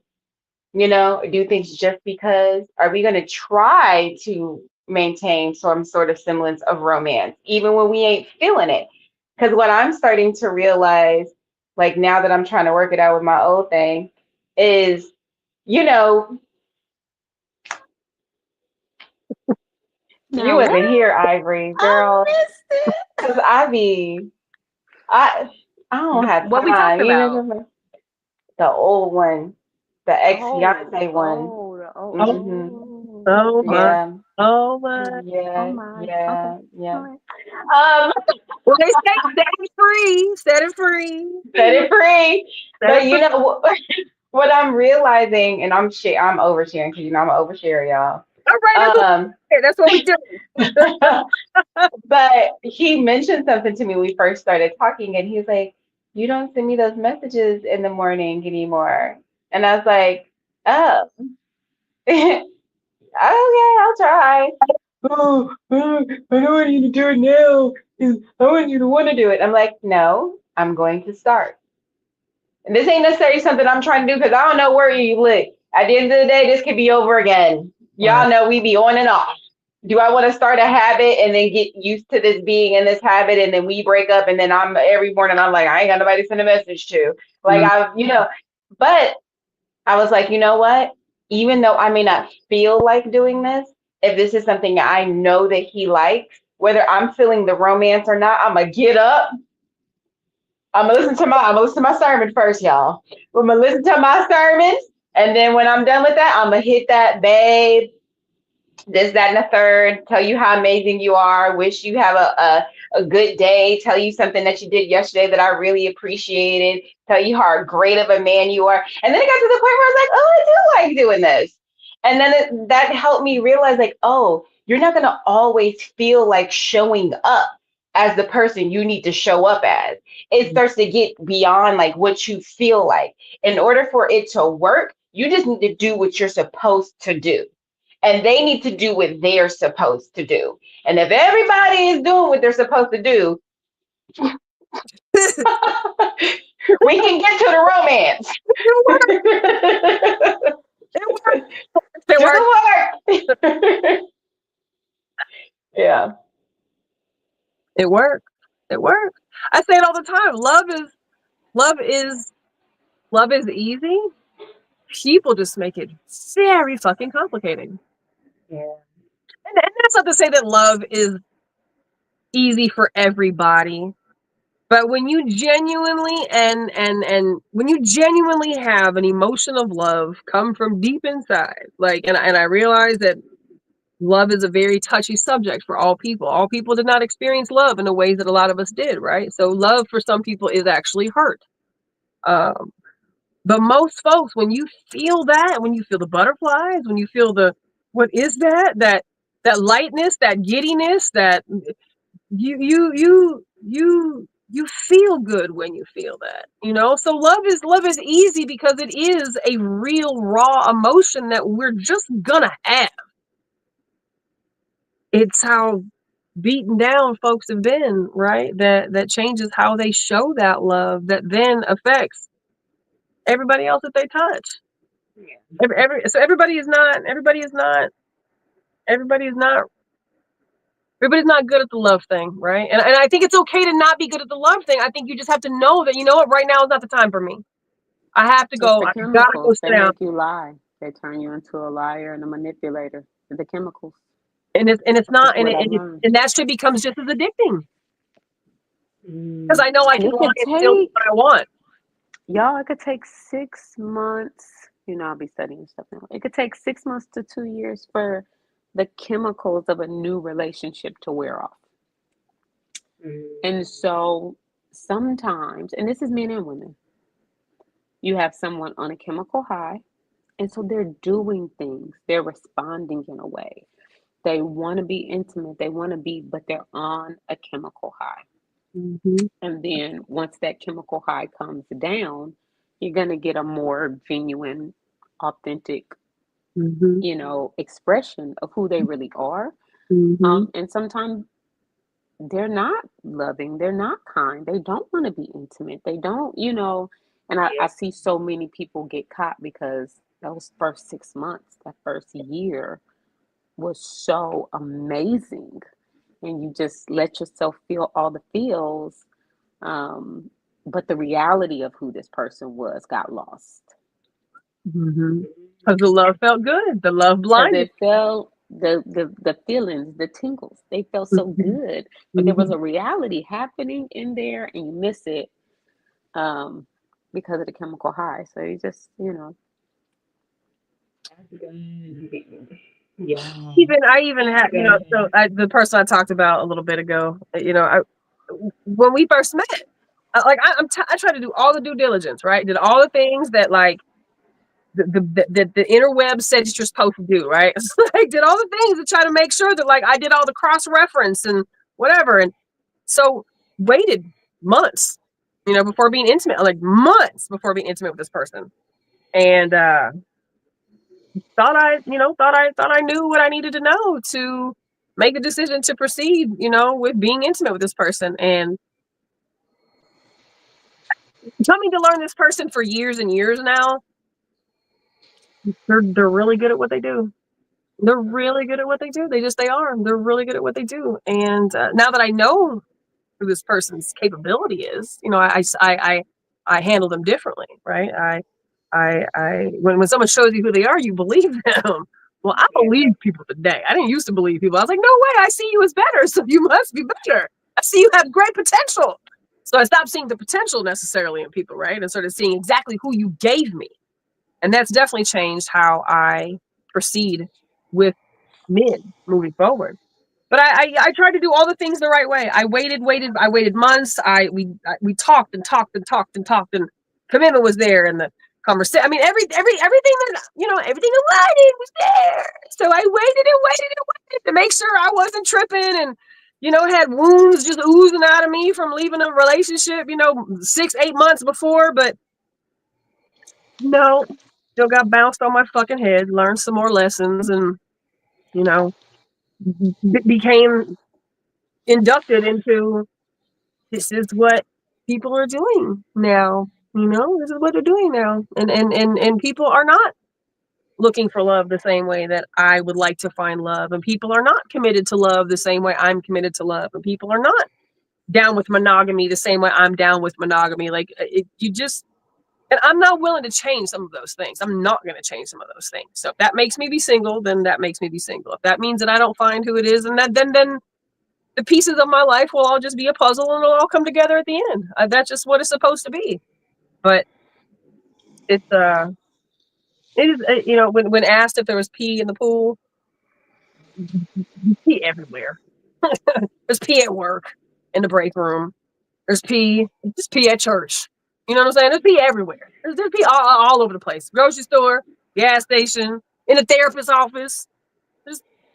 It's just a matter of being emotionally mature, I think, really, to even make decisions when it comes to dating or intimacy.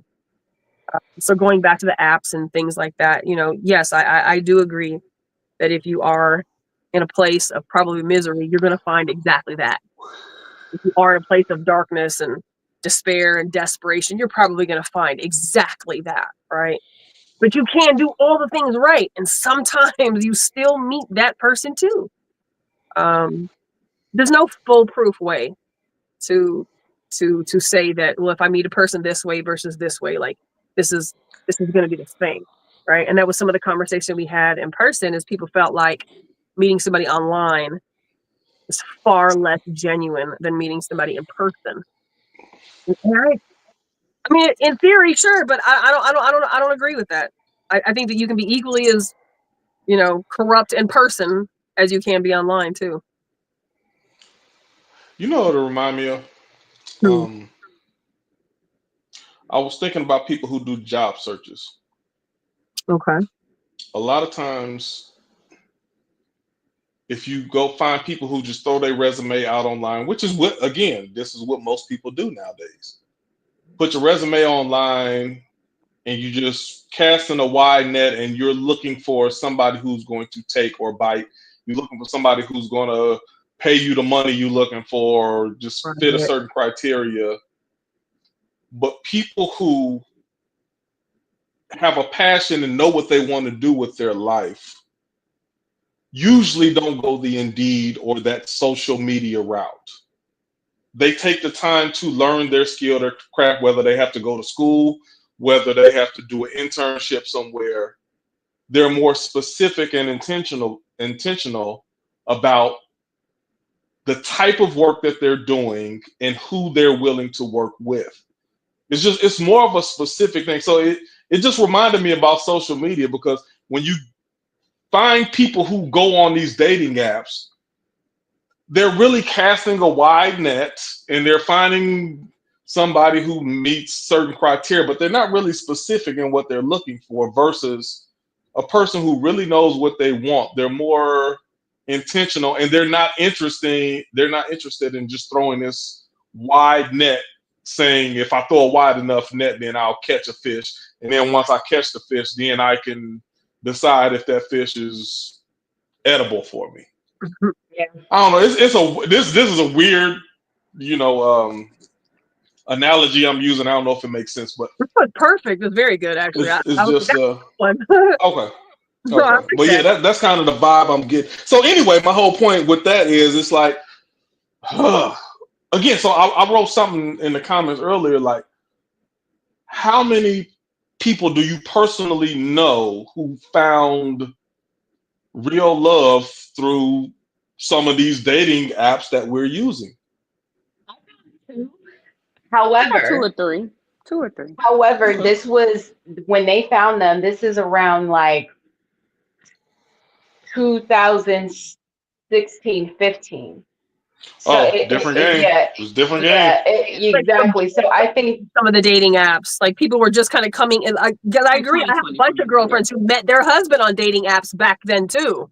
Right. Yeah, But yeah. the use for dating apps now is not the same use for dating no, apps 10 years ago. It's totally different. yeah, Well, and think yeah, about it. Back then, you had Match.com, and there was only a few, right? So it's like everybody who was legitimately single 10, Oof. 15 years ago, maybe even 20 years ago, who was utilizing the dating apps, there was only so many that you could use. Now there's one for everything, right? Like mhm.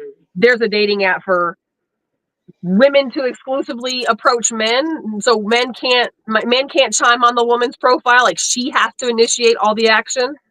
There's some where you can do dating apps, and then like, oh, but I just want to be your friend. Like you can do same-sex friends with people. Like, of course, you've got a dating app for every flavor of sexual kink that you may possibly have, right? And then you have some that are just exclusively straight up hookup apps, But, right? but why not do the old fashioned way?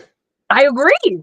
I None agree. of us are But that's young just not people how our here. life is I set agree. up I anymore, agree. though. That's But What the you that's mean the that's not sad how our part. life is set up? because the old-fashioned way doesn't work for a lot of people anymore. It's It's not. just It's not not. out like that No, a anymore. lot of people don't want to use the old fashioned way. Maybe. Hold on, hold on. Back up for a second.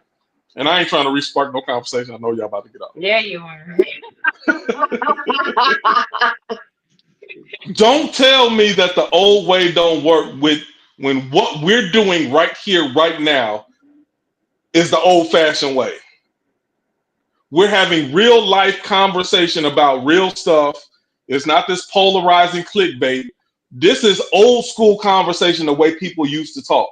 The reason it's so intriguing, people don't do it no more, but that's something that the most meaningful conversations that we have is live in person, not through text message. I promise you we wouldn't have the same quality of conversation if we tried to text out this conversation.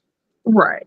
But the media nowadays, if you get into today's social media, everybody want to text, everybody want to think they got this new age way of doing things, and there is no substitute to real communication. So why do we think we're gonna get on social media and have this fake communication and it's gonna work equally or better? That's not realistic. So like a laundry list of people who are capable of doing what we're doing right now. You know, like Yeah, big. Ivory. Everybody, if they actually practiced it. Do The they? reason people can't do it no more because they don't practice having real conversations anymore. And they don't have a desire to. To her point. You said what? To her point, how many people do this? Okay, There's like some caveats to how society works now versus how it worked then. Before, you could have a conversation like this and have your opinion and people go their own way. Now you get a conversation like this, people want to clip it up, cut it up, take parts of it and try to get you fired from your job. Cancel you, sue you, exactly. do all kinds of stuff. Also, to be fair, dudes are scared to approach women right now. And I feel like a part of it is me too. If I feel like if I walk up on a woman, like that situation that happened with Michael Irving, I think it was something similar to that. Yeah. But if I feel like if I walk up to a woman and I'm asking her out or whatever, and this could potentially turn into a Me Too, I haven't touched her, I haven't said anything sexual to her, I just asked her on a date, and now we potentially in a situation, or I can't be in the gym waiting to get to lift weights like a regular person because you're going to try to say I'm looking at you. Like those kind of things have deterred good men. So it's crazy out here, even in real life. It's not the same society we live in. Tell me I'm lying, Q. No, you're not lying, and I have an additional question. Mm-hmm. I guess I'll ask all three of y'all. Let's go last 3 years. How many real, long-time, meaningful friends have you made in the last 3 years purely through social media? You met them on a friend app. Not a friend. Does it have to be can it be a same sex? Or does it have to be opposite sex? No, just a friend. I have. I in the last 3 years, like since COVID, I definitely met somebody on social media exclusively through Facebook, and this is my fucking dog. Like this my funky dog. Like we are thick as thieves at this point, right? Like so, I've definitely met some people through Facebook, not dating apps or whatever, but just Facebook in general, where there's absolutely very intentional platonic relationships. I mean, shit. A lot of the people that I know in my real world today are people that I met through here, right? Or through spaces where it was people that were attached to people like you, that I met only exclusively from an. Okay, and I'm not leading you. I'm asking a question right now. Was the friendship cultivated through social media, or was it cultivated through live personal relationships? Social media first, which allowed us to be like, okay, well, we have enough commonalities. Let's go hang out. Okay.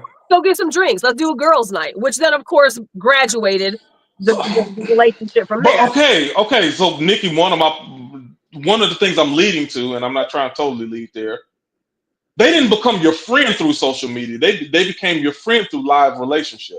Well, I liked them enough to want to spend time to become better friends, right? Like I knew that this person was somebody I wanted in my women village.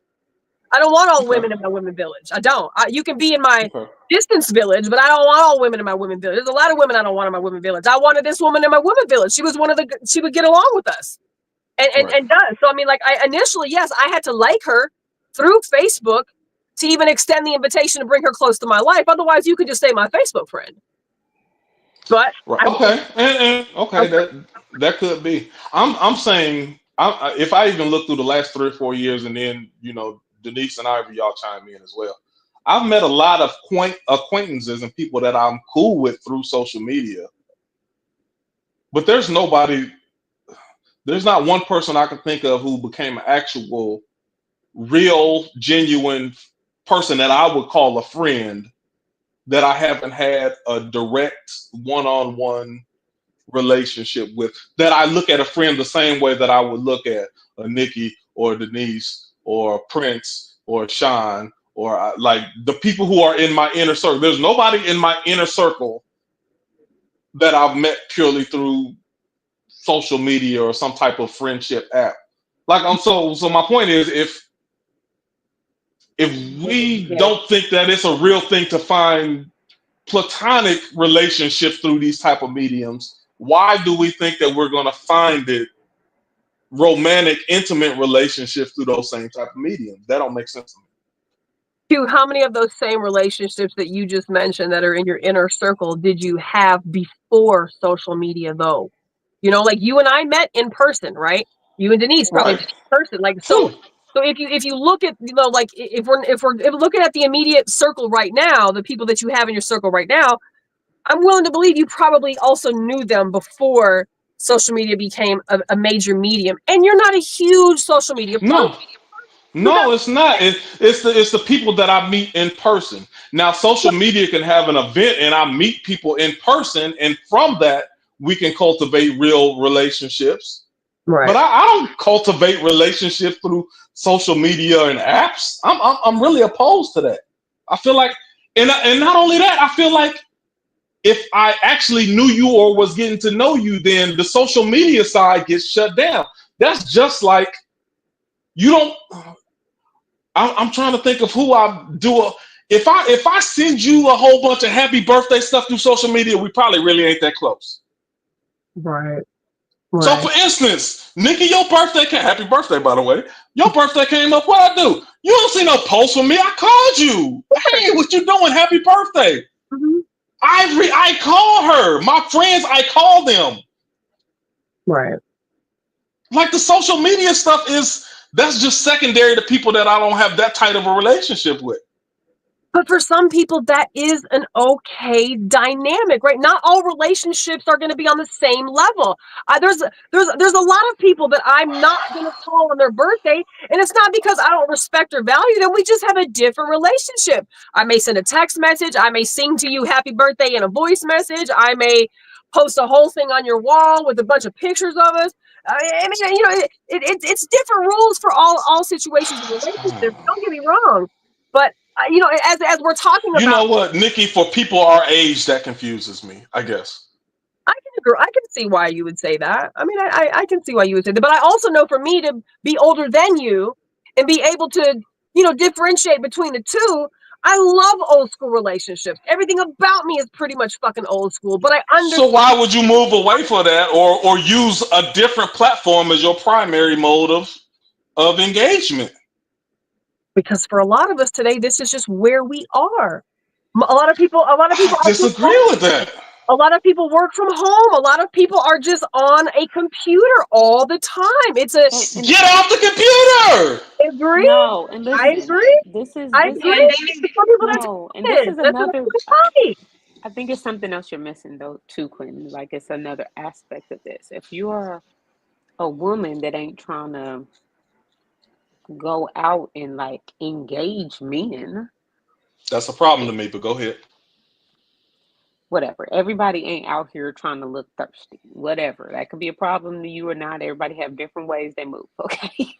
Right. But if you try to go out and 15 you're, years ago, was that called being thirsty? yeah, it was not called something else, but it meant the same thing. I disagree. Somebody asked you out on a date, then you went out on a date if you were interested enough to see if you wanted to see more. No, I'm saying as a woman, you weren't the one out asking people to go out on dates with you. Right. I So get I'm that. I get that. saying, Yeah.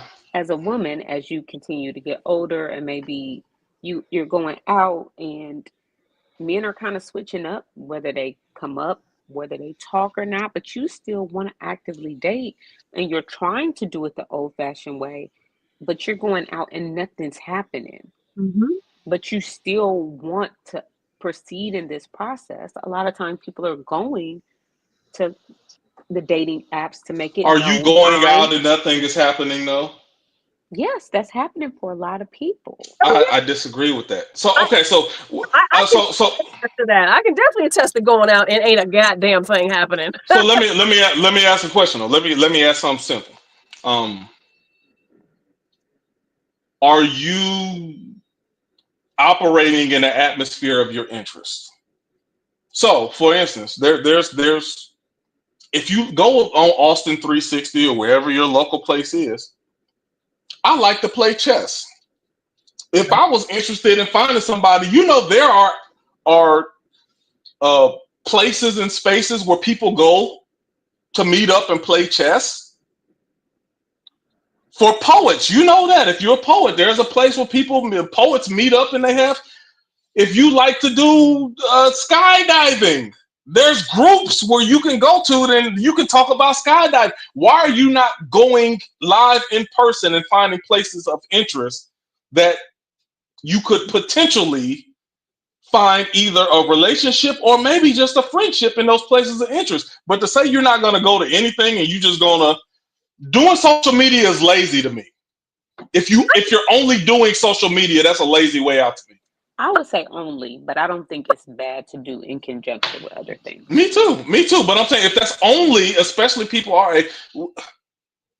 if that's all you're doing, then I think that's lazy to me.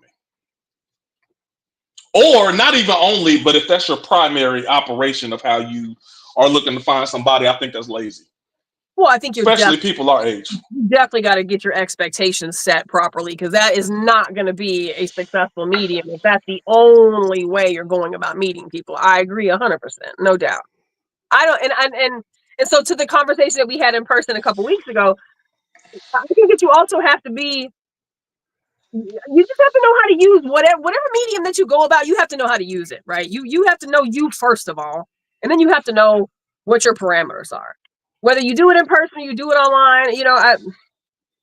I think that there's dangers in both spaces. I think there's dangers in all spaces. I think doors can be opened, for deception in all spaces. I do want the traditional sit down, let's have a conversation. Like I don't want to have our relationship be an internet relationship, right? But I wouldn't be opposed if I met somebody just in that space, crossing through the hallways, to learn that we had a vibe and we sparked it, and moving off of social media, moving off of the internet, grew a relationship organically, right? Outside of the space of meeting on a dating app or something like that. I was gonna say something else too, and I totally lost my train of thought. You had some good points. You had some good points.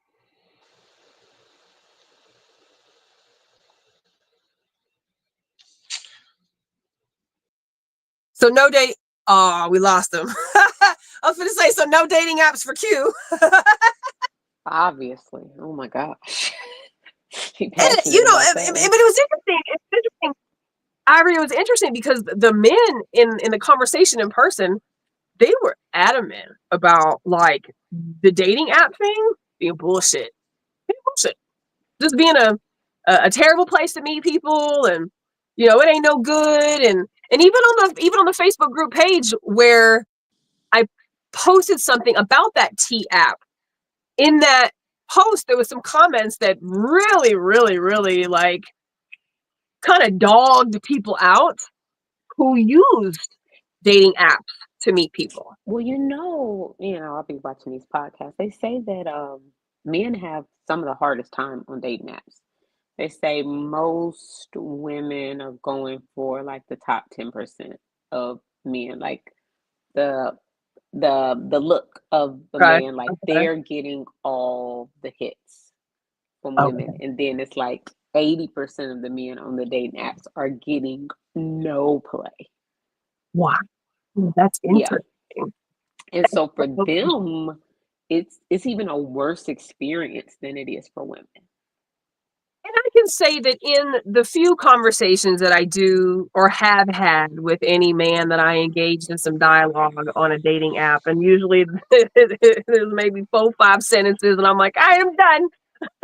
But that seems to be a common thread, right? So just like women who are single complain about oftentimes the quality of man that may, show up in our inbox. I know that men complain about the quality of women that they're getting too. Like, so I'm not ignorant to it at all. And so sometimes, it'll just be a few minute banter with you and a person that you met on a dating app, when you're like, so how's this app working for you? And they're like, this shit fucking sucks.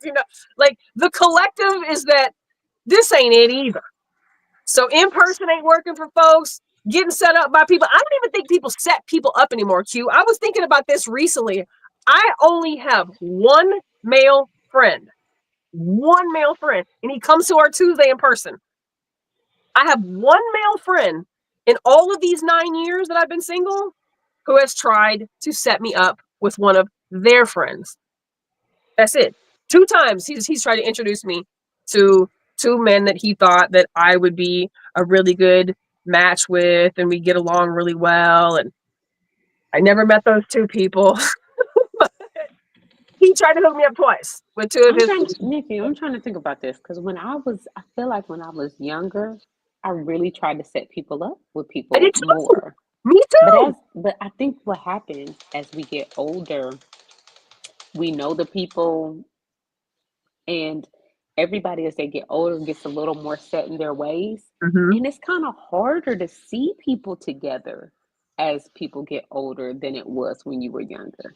And so like you run down this friend's things and their quirks and their likes and dislikes, and then you run down this person's, and we're all 40, and you're like, and it don't match. When we was in our 20s, everybody was kind of just figuring it out, and you thought, oh, you're cute, you're nice, you guys should get together. But now that we're older, people's list, and you're like, oh no, that don't work. Right. Oh no, that don't work. And then you just end up not doing it anymore. I don't know whether that's good or bad. I was just thinking about it when you were saying it. I'm like, man, I don't set people up anymore.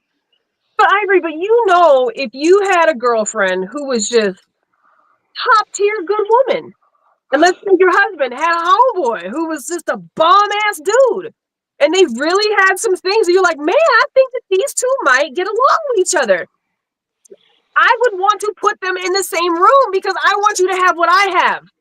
And if you I want what I have, I do. want you to I have it with do. somebody that is of quality substance, right? I have I not get it. had I've not had nobody try to hook me up. And I've hooked a few girlfriends up with some dudes or whatever, but I thought about that. So waiting for somebody who's married, who's got some married minded friends who are interested in looking for their forever after person, like because every man says, oh, I got a whole bunch of good homeboys and they single. And every woman says, oh, I got a whole bunch of good homegirls and they single. But nobody's hooking nobody up with each other. And I don't know why. Because let me Hey, have a handful of single women and a handful of single men that I know could get along with each other. I am putting y'all in each other's places. So that I doesn't think I happen. go Ivory route. That don't happen no Ivory, I don't know if Ivory said this exactly, but you find somebody who newly divorced. Oh, I don't want that.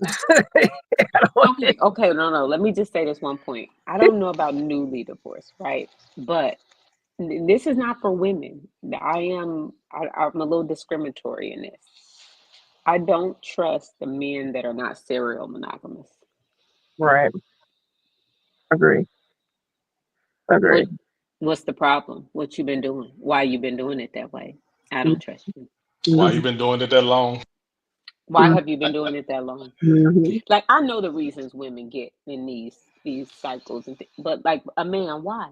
For what? Why? Right. Why Right, has it been a decade and you ain't settled down with no, like, I don't trust it. right, So right. I don't need you fresh out of a relationship, but yeah, somewhere in transition. I just, yeah, I don't trust the ones who've been just single for years. Why? I have a problem with men who've been single for years because I've been single for years, right? And I I know, don't think it's not the same for women. I don't know. I don't but feel like I it's the same. also can't say that men don't that a man who wants a certain thing and who also acknowledges his complicit behavior in maybe why relationships have not worked before